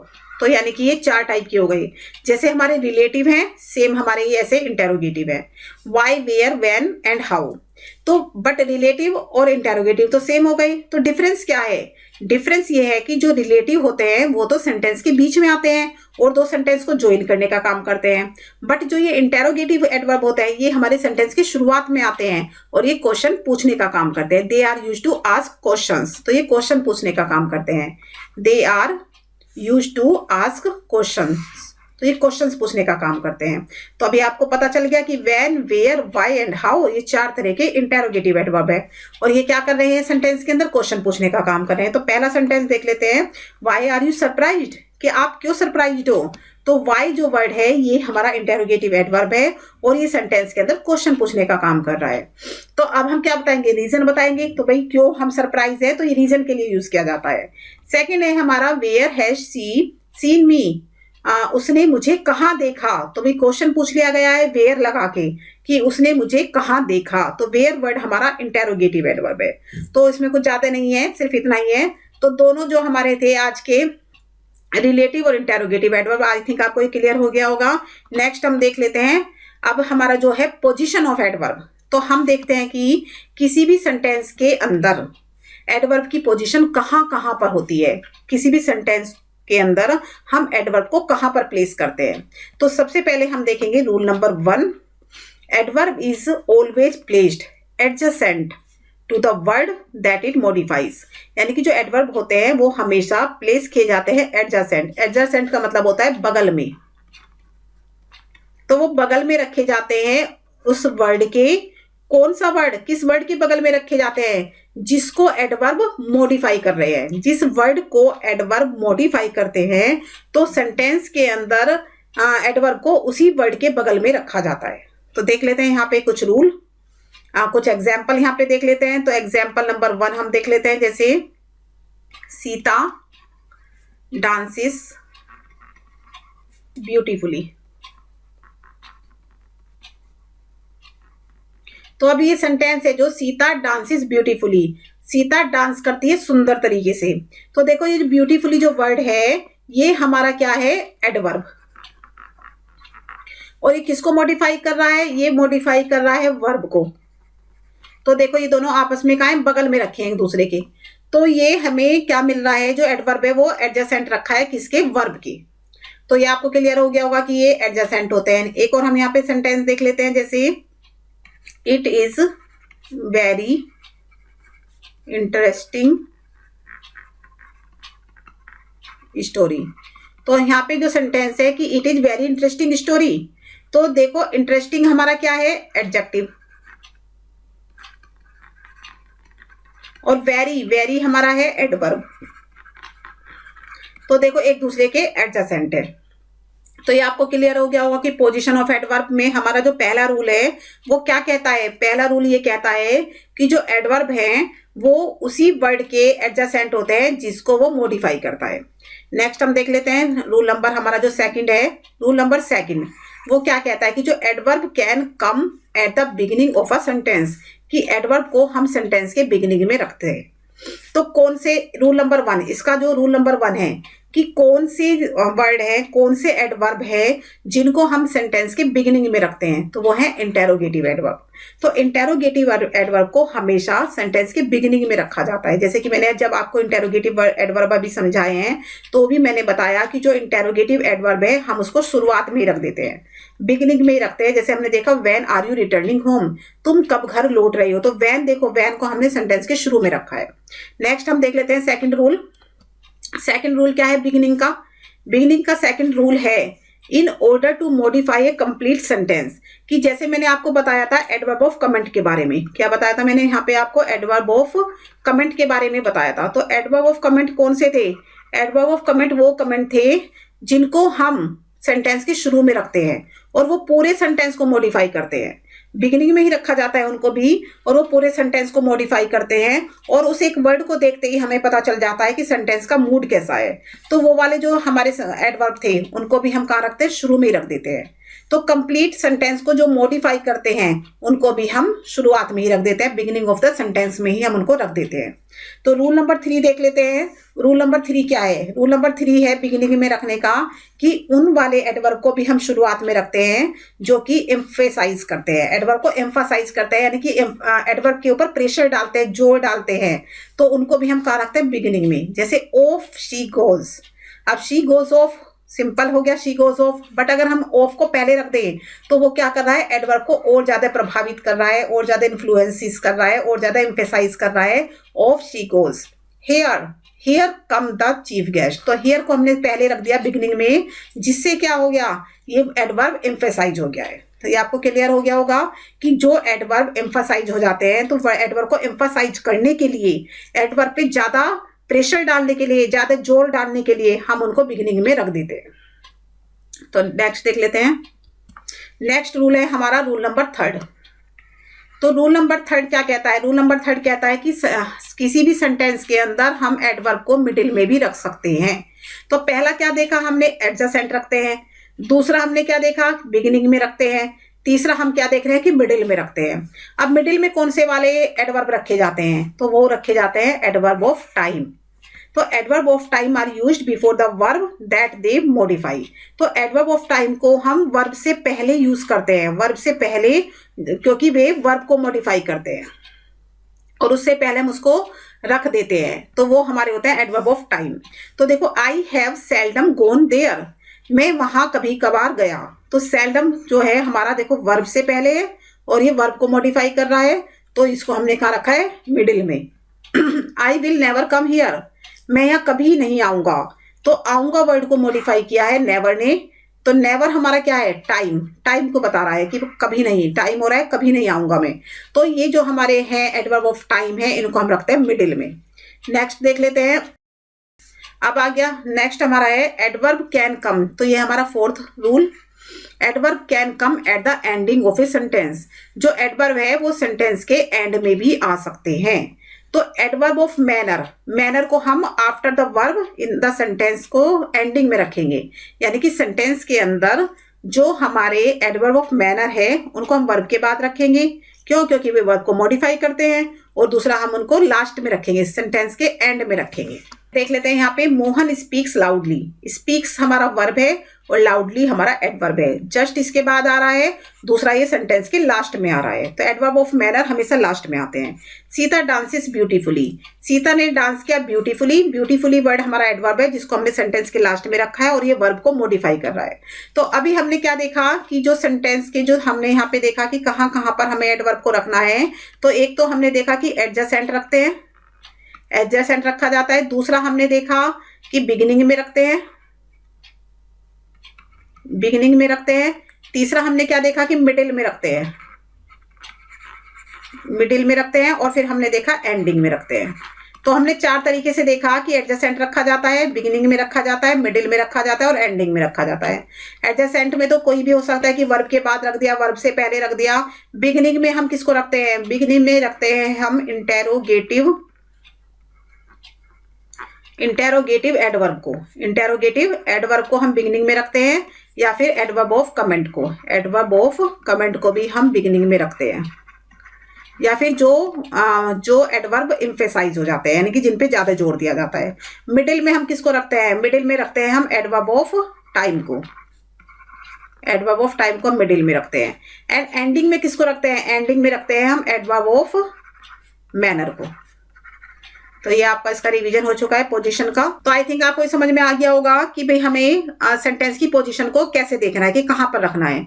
तो आगे चल लेते हैं। तो यहाँ पे हम कुछ यूज ऑफ सम एडवर्ब्स, यानी कि कुछ एडवर्ब्स के यूज को पढ़ने वाले हैं। तो सबसे पहला जो हमारा यूज है तो वो है हमारा difference between very and much में। तो वेरी और मच को हमें कहां पर यूज करना है? वेरी का मतलब भी बहुत होता है और मच का मतलब भी बहुत होता है।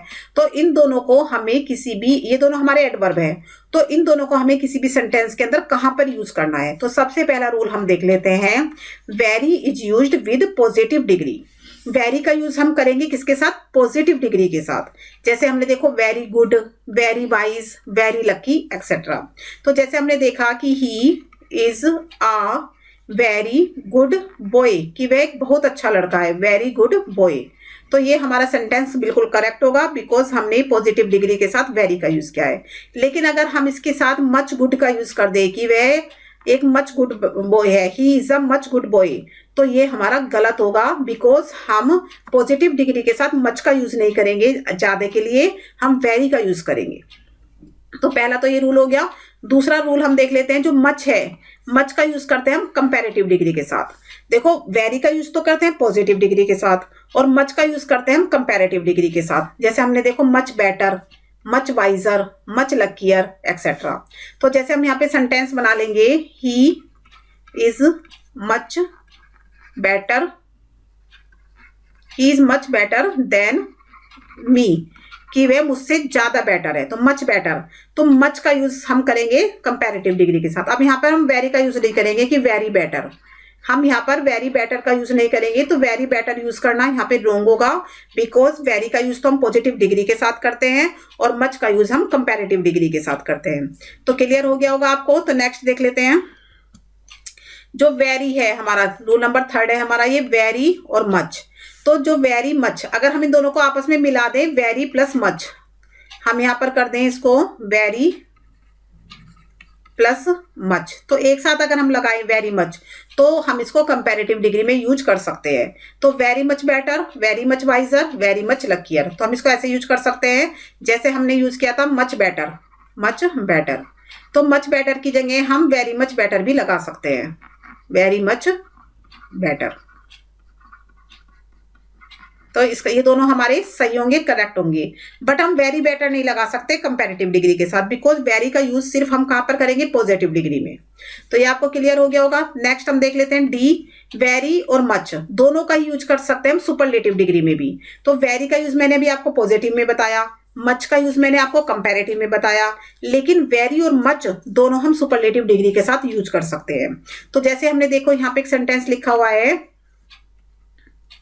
यहाँ पे जो सेंटेंस है वो क्या है कि द वेरी बेस्ट बॉय, तो ये हमारा करेक्ट होगा।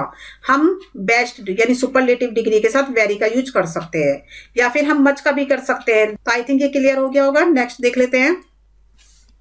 अभी हमारा जो नेक्स्ट है ई जो हमारा नंबर का रूल है वो क्या कहता है कि जो वेरी है उसको हम बिफोर प्रेजेंट पार्टिसिपल यूज कर सकते हैं, यानी कि पार्टिसिपल जो हमारी फॉर्म होती है प्रेजेंट पार्टिसिपल, उसके साथ हम वेरी लगा सकते हैं। अब ये प्रेजेंट पार्टिसिपल क्या होती है, ये होती है हमारी आईएनजी फॉर्म, आईएनजी फॉर्म। तो जो हमने वर्ब की फॉर्म पढ़ी थी, first form, second form, third form, fourth form, fifth form, उनमें से एक फॉर्म होती है हमारी आईएनजी फॉर्म, तो जिसको हम प्रेजेंट पार्टिसिपल भी कहते हैं। तो जितने भी आईएनजी वाली फॉर्म्स होती हैं उनके साथ हम वेरी लगाते हैं, जैसे very interesting, very dairying, very boring. लेकिन यहाँ पे हम इसको मच नहीं लगा सकते, आईएनजी फॉर्म के साथ मच का यूज नहीं कर सकते। मच इंटरेस्टिंग, मच डेयरिंग, तो ऐसा हम नहीं कर सकते, वो करना गलत होगा। तो जैसे एक सेंटेंस देख लेते हैं, it is very interesting story, कि जो ये स्टोरी है ये बहुत इंटरेस्टिंग है। तो देखो हमने यहाँ पे वेरी इंटरेस्टिंग, तो इंटरेस्टिंग आईएनजी फॉर्म के साथ हमने वेरी का यूज किया है। अब यहाँ पे हम मच इंटरेस्टिंग नहीं लगा सकते, अगर हमने मच इंटरेस्टिंग लगा दिया तो वो गलत हो जाएगा। तो नेक्स्ट देख लेते हैं। नेक्स्ट रूल है हमारा, मच का यूज हम किसके साथ करेंगे, पास्ट पार्टिसिपल। पास्ट पार्टिसिपल मतलब थर्ड फॉर्म के साथ। थर्ड फॉर्म होती है हमारी वर्ब की, जिसको हम V3 भी कहते हैं। तो V3 के साथ हम किसका यूज करेंगे, मच का। तो देखो much surprised, much graved etcetera.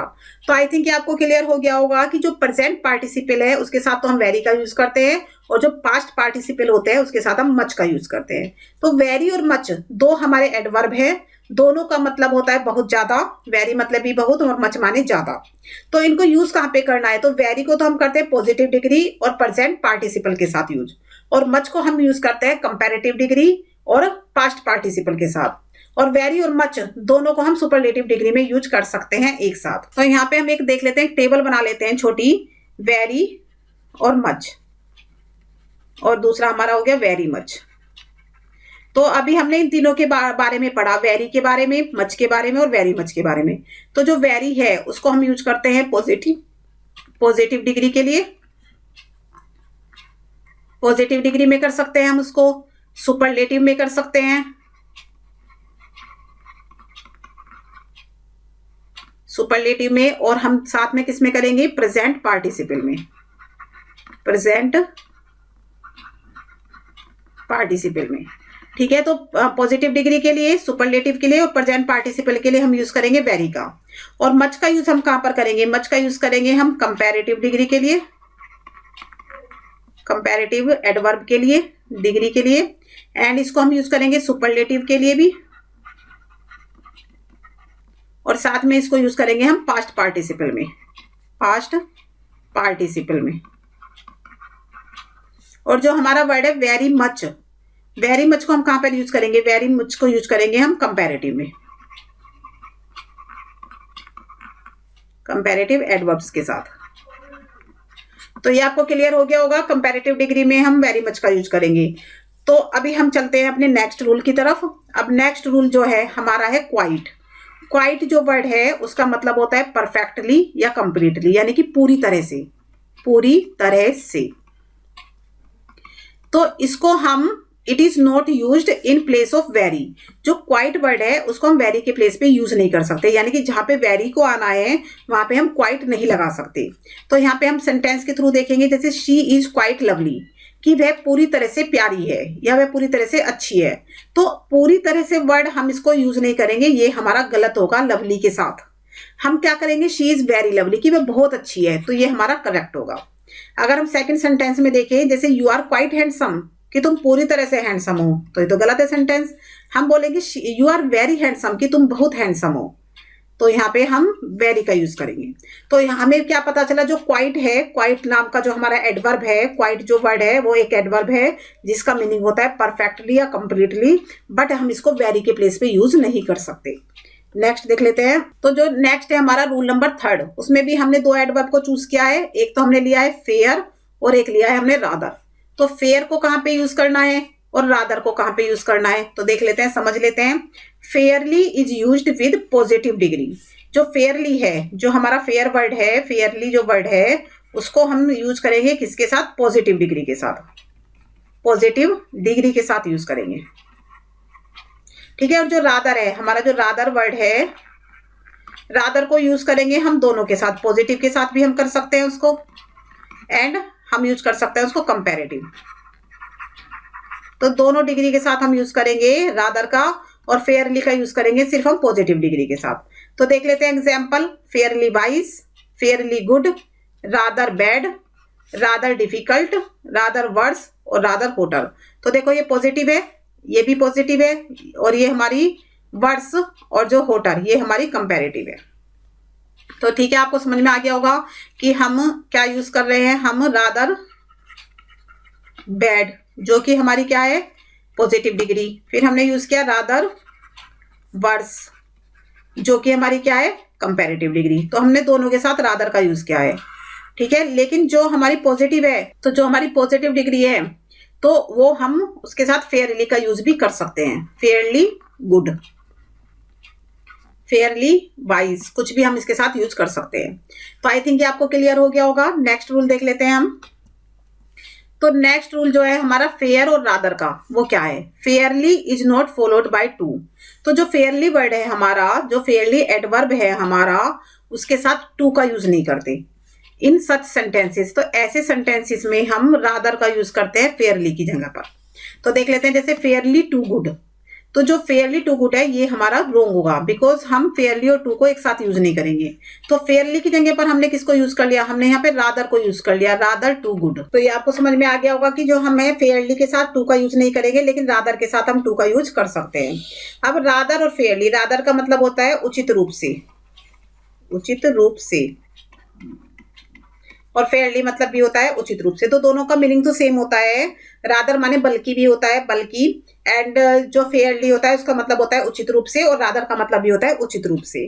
तो अभी फेयरली के साथ हम टू का यूज नहीं करेंगे, तो फेयरली की जगह पर हम क्या लगा देंगे? रादर लगा देंगे, जहां पर भी हमें टू देखने के लिए मिले। तो ये आपको क्लियर हो गया होगा। नेक्स्ट रूल देख लेते हैं हम। नेक्स्ट रूल है हमारा फेयर और रादर का। फेयर एंड रादर का जो नेक्स्ट रूल है वो क्या है? तो देखते हैं, डिजायरेबल एडजेक्टिव। तो यहाँ बात हो रही है डिजायरेबल एडजेक्टिव की। अब डिजायरेबल एडजेक्टिव होते क्या है? डिजायरेबल एडजेक्टिव होते हैं प्लीजेंट, ये होते हैं प्लीजेंट एडजेक्टिव। प्लीजेंट एडजेक्टिव यानी कि जो शब्द हमें सुनने में अच्छे लगे, जो वर्ड हमें सुनने में अच्छे लगे, उनको हम बोलते हैं प्लीजेंट। तो उनको हम डिजायरेबल भी बोलते हैं। तो जो डिजायरेबल एडजेक्टिव होते हैं वो फेयरली के बाद आते हैं, और अनप्लीजेंट जो एडजेक्टिव होते हैं वो रादर के बाद आते हैं। तो जैसे मैंने आपको बताया था फेयरली, फेयरली गुड। तो गुड हमारा क्या है? प्लीजेंट है, सुनने में हमें अच्छा लग रहा है। देखो वाइज है हमारा, सुनने में अच्छा है। ब्यूटीफुल हमारा प्लीजेंट है। तो ये दोनों है हमारे जो प्लीजेंट है, तो इसलिए हमने इनके साथ फेयरली का यूज किया है। अभी जो हमारा ये विकेड, विकेड मतलब होता है दुष्ट। तो ये हमारा अनप्लीजेंट है। ऐसे डिफिकल्ट, ये अनप्लीजेंट है। ट्रबलसम, ये अनप्लीजेंट है। डल, ये अनप्लीजेंट है। तो जितने भी हमारे अनप्लीजेंट एडजेक्टिव होंगे उनसे पहले तो हम रादर का यूज करेंगे, और जितने भी हमारे प्लीजेंट एडजेक्टिव होंगे उनसे पहले हम फेयरली का यूज करेंगे। तो ये आपको क्लियर हो गया कहां पर हमें फेयरली का यूज करना है और कहां पर रादर का यूज करना है। फेयरली का यूज तो हमें प्लीजेंट एडजेक्टिव से पहले करना है। पॉजिटिव डिग्री की बात हो रही है। पॉजिटिव डिग्री में हमें क्या करना है, फेयरली प्लस प्लीजेंट एडजेक्टिव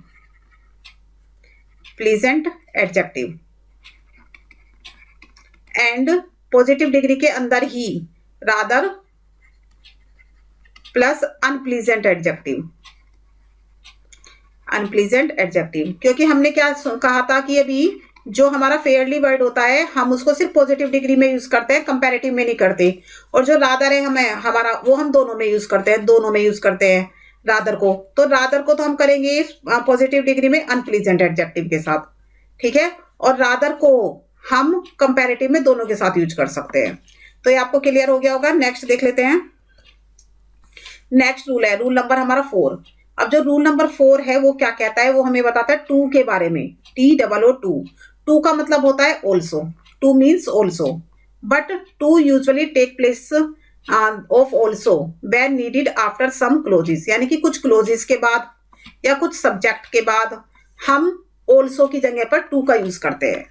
तो कुछ ऐसी क्लोज होती हैं जहां पे जरूरत होती है हमें ऑल्सो लगाने की, या कुछ ऐसे सब्जेक्ट होते हैं जिनके बाद हमें ऑल्सो लगाने की जरूरत होती है।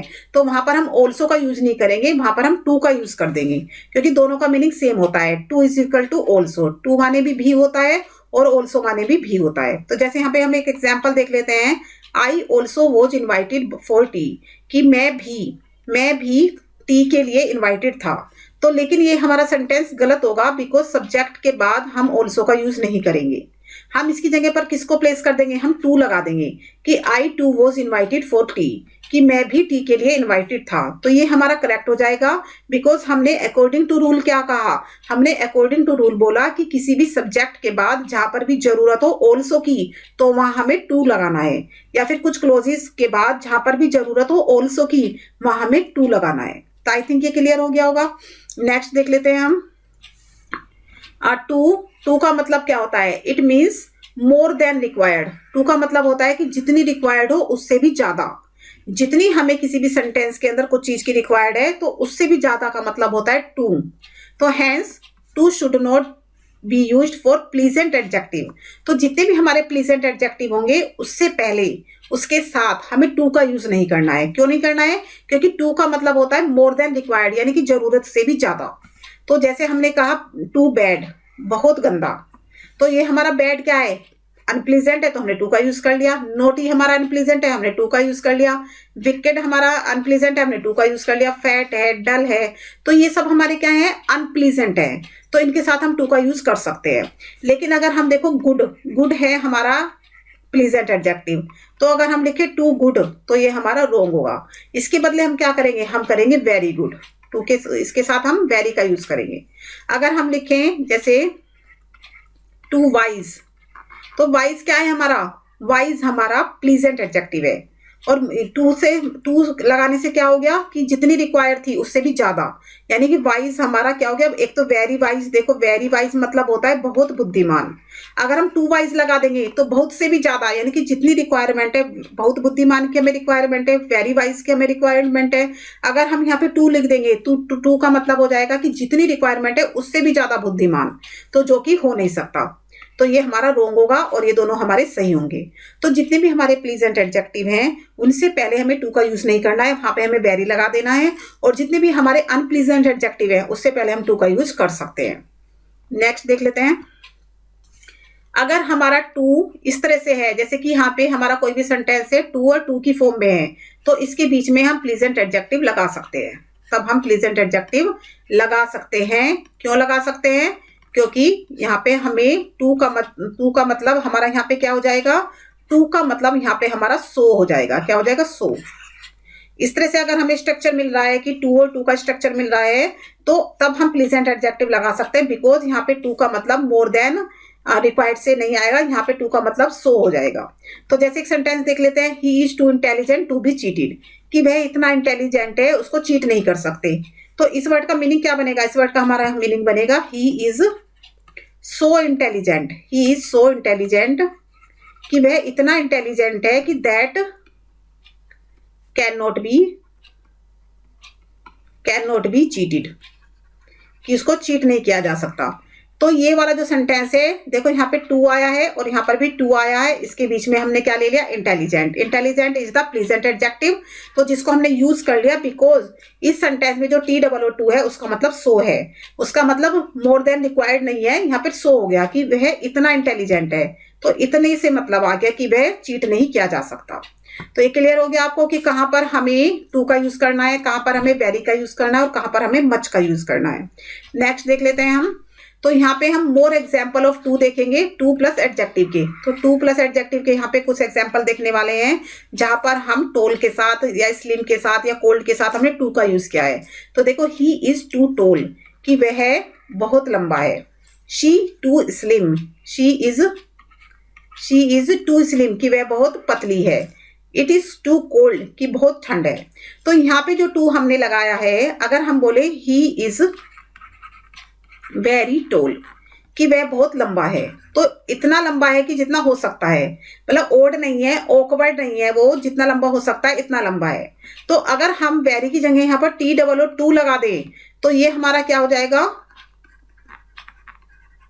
Awkwardly tall. तो ये हमारा ऑकवर्डली टॉल हो जाएगा। वेरी तो हमें सही है, वेरी लगाने से तो क्या पता चल रहा है कि जो वो लंबा है, जितनी उसको जरूरत है उतना लंबा है, लेकिन टू लगाते ही वो ऑकवर्ड हो जाएगा। ठीक है, अगर हम देखें टू स्लिम, अगर हम लिखे शी इज वेरी स्लिम, कि वह बहुत पतली है, तो इतनी हो सकती है, वो इतनी पतली है कि हो सकती है, इतनी पतली कोई बुराई नहीं है। बट अगर हम इसमें टू लगा दें तो टू लगाते ही वो क्या हो जाएगी? ऑकवर्ड। तो वो हो जाएगी ऑकवर्डली स्लिम, यानी कि बहुत स्लिम हो जाएगी, जितना जो अच्छी भी नहीं लगेगी, इतना जितना हम सोच भी नहीं सकते, इतनी स्लिम हो जाएगी वो। अब इट इज टू कोल्ड, अगर हम बोले it is very cold, it is very cold, कि बहुत ठंड है, तो भाई जितनी ठंड हो सकती है उतनी ठंड है। बट टू लगाते ही ठंड कैसी हो जाएगी? बिटर, तो हो जाएगी बिटरली कोल्ड, कि बहुत ज्यादा ठंड हो जाएगी कि जो सहन भी नहीं हो रही है। तो आई थिंक कि आपको क्लियर हो गया होगा कि भाई टू लगाने से हमारे सेंटेंस के अंदर क्या फर्क पड़ता है। तो नेक्स्ट देख लेते हैं हम फिफ्थ रूल। तो नेक्स्ट हमारा जो फिफ्थ रूल है वो क्या कहता है? तो नेक्स्ट हमारा जो रूल है, so can not be used in the place of very, कि सो वर्ड जो है उसको हम वेरी की जगह पर यूज नहीं कर सकते। वेरी का मतलब होता है बहुत, वेरी का मतलब होता है बहुत, और सो मतलब होता है इतना, सो मतलब होता है इतना। तो आई एम सो हैप्पी, कि मैं इतना खुश हूं। आई एम वेरी हैप्पी, मैं बहुत खुश हूं। तो ये सेंटेंस हमारा सही है कि I am very happy, but ये सेंटेंस गलत है कि मैं इतना खुश हूं।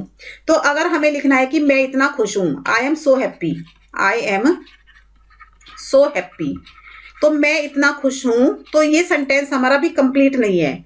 तो इसको कंप्लीट करना पड़ेगा, I am so happy that I am unable to control my feelings, कि मैं अपनी फीलिंग को कंट्रोल करने में अनेबल हूं। तो ये हो जाएगा सेंटेंस ऐसे।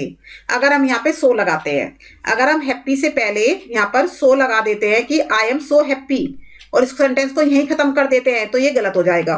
बट अगर I am so happy that I am unable to control my feeling, अगर हम ये लिखते हैं तो ये सेंटेंस हमारा करेक्ट होगा, because I am so happy complete sentence नहीं है, और सो माने इतना होता है, और उसको हम वेरी की जगह पर प्लेस नहीं कर सकते हैं।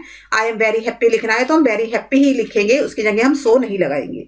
तो ये क्लियर हो गया आपको। नेक्स्ट देख लेते हैं। तो यहाँ पे हम देख लेते हैं कुछ और rules, some rules related to adverb. तो यहाँ पे हम एडवर्ब से रिलेटेड कुछ और रूल देखेंगे। तो सबसे पहले हम बात करेंगे अपने रूल नंबर 1 की। अब जो ये रूल नंबर 1 है वो क्या कहता है?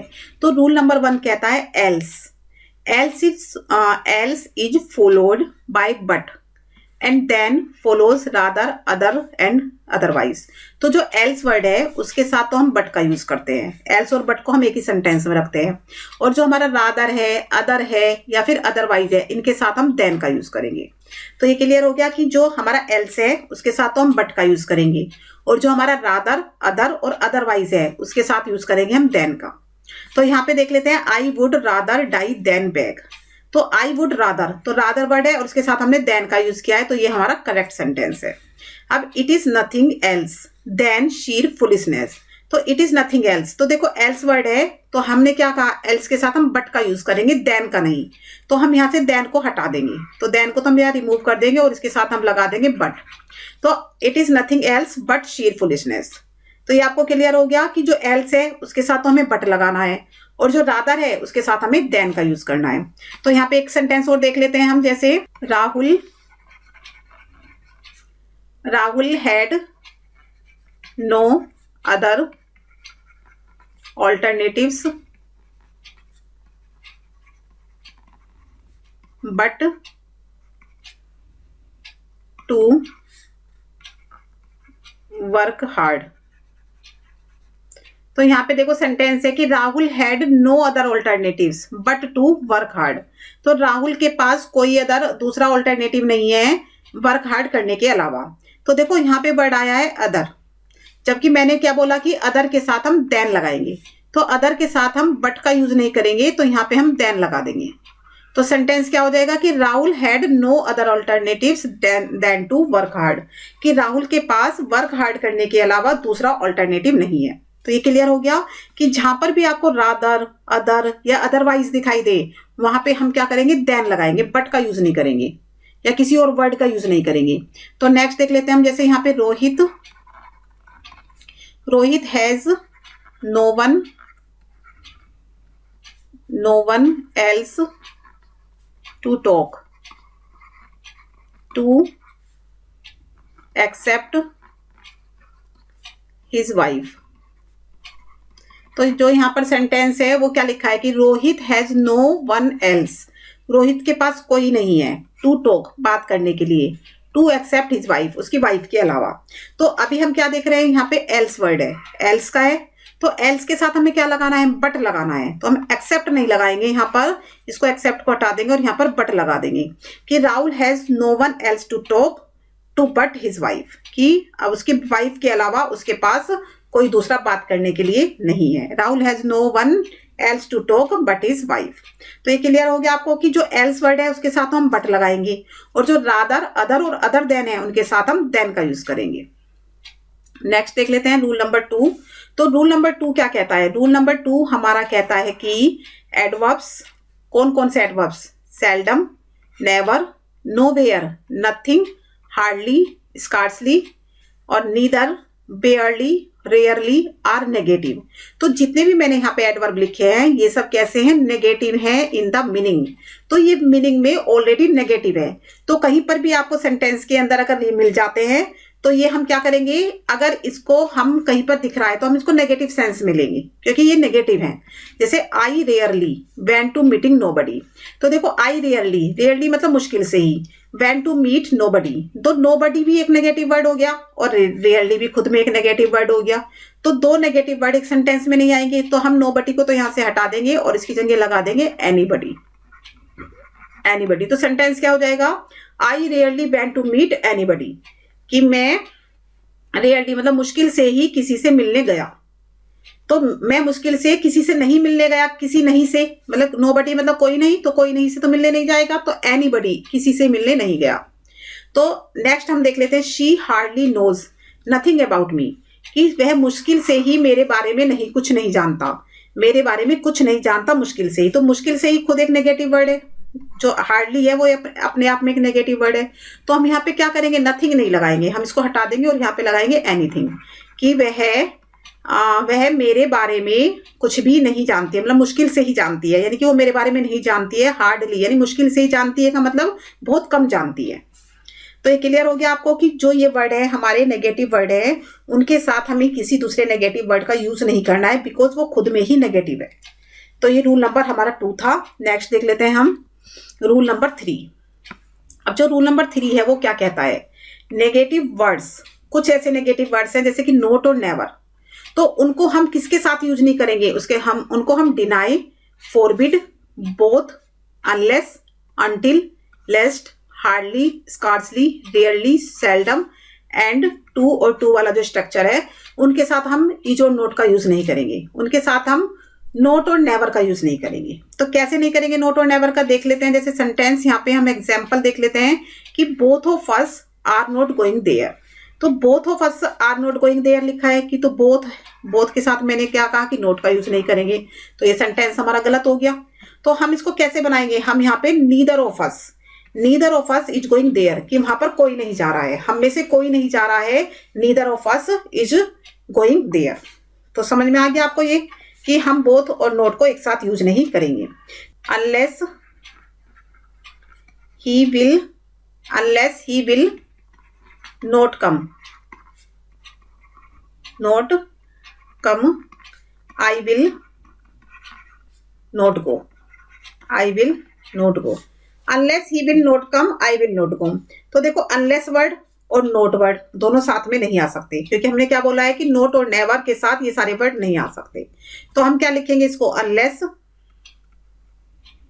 He will come I will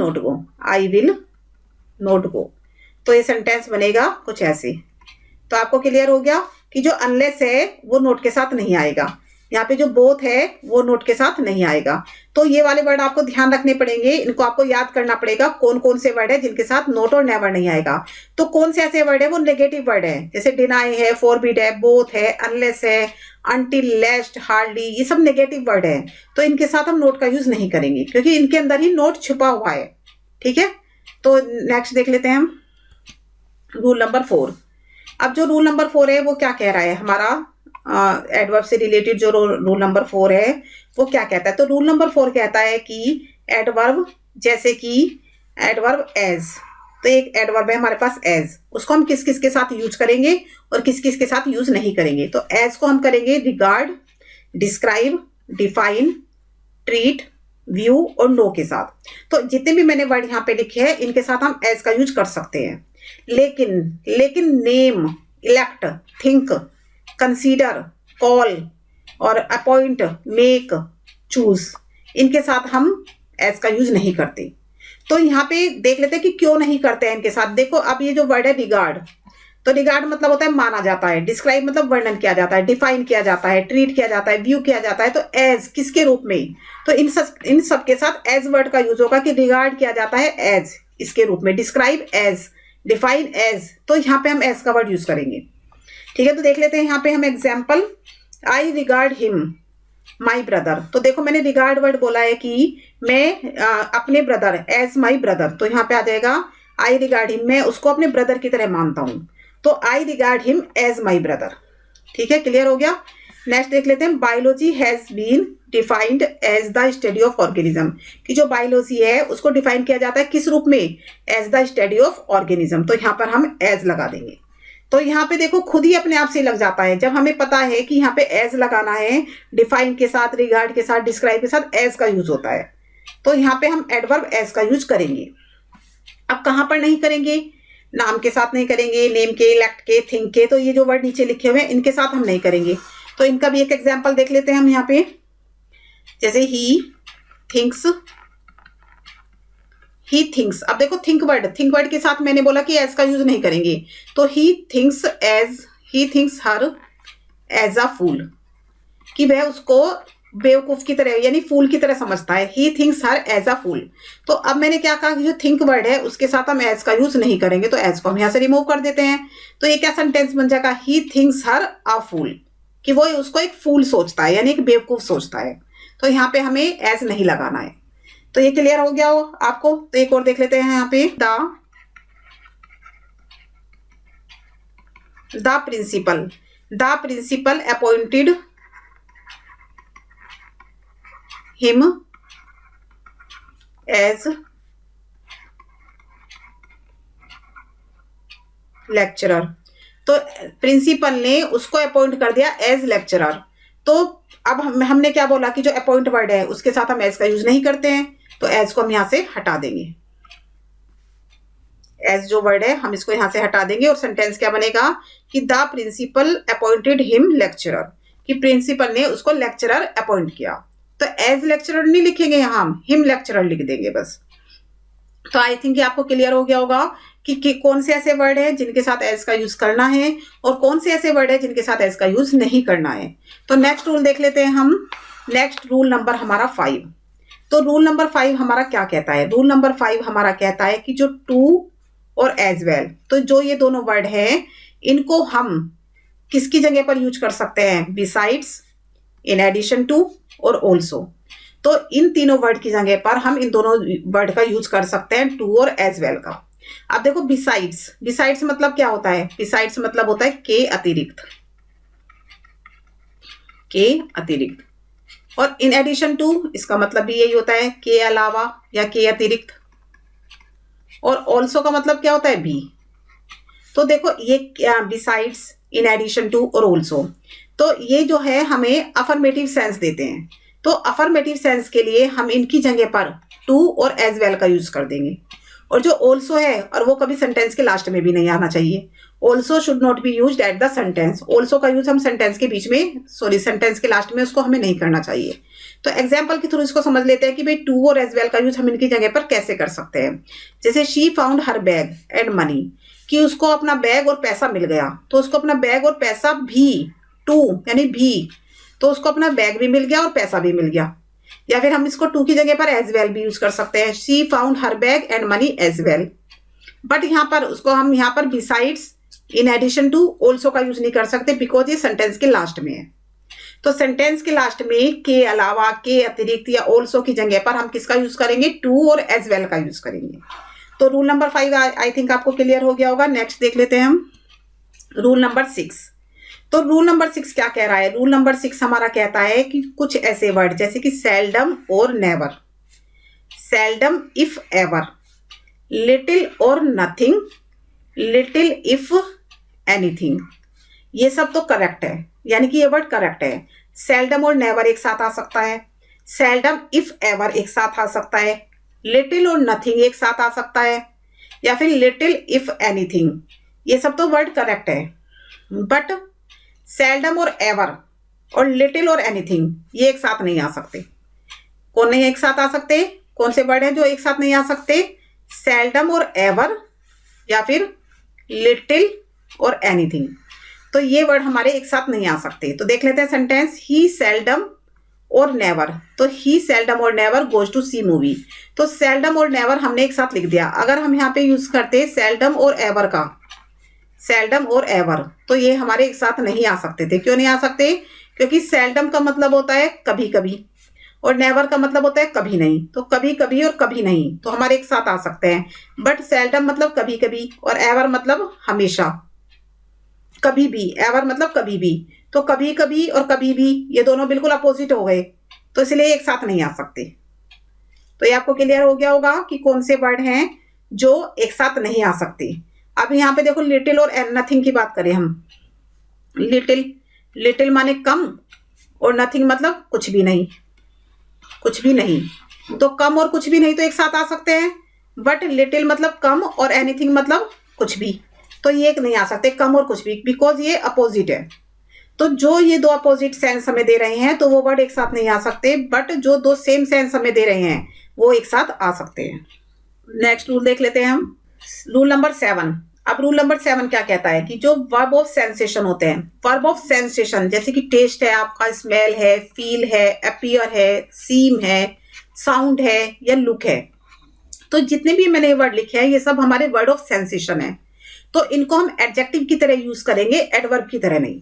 तो ये जो वर्ड हैं इनके साथ हम एडजेक्टिव का तो यूज कर सकते हैं, लेकिन इनके साथ एडवर्ब का यूज नहीं कर सकते इनके बाद। तो देख लेते हैं जैसे कैसे। हमारा जो सेंटेंस है,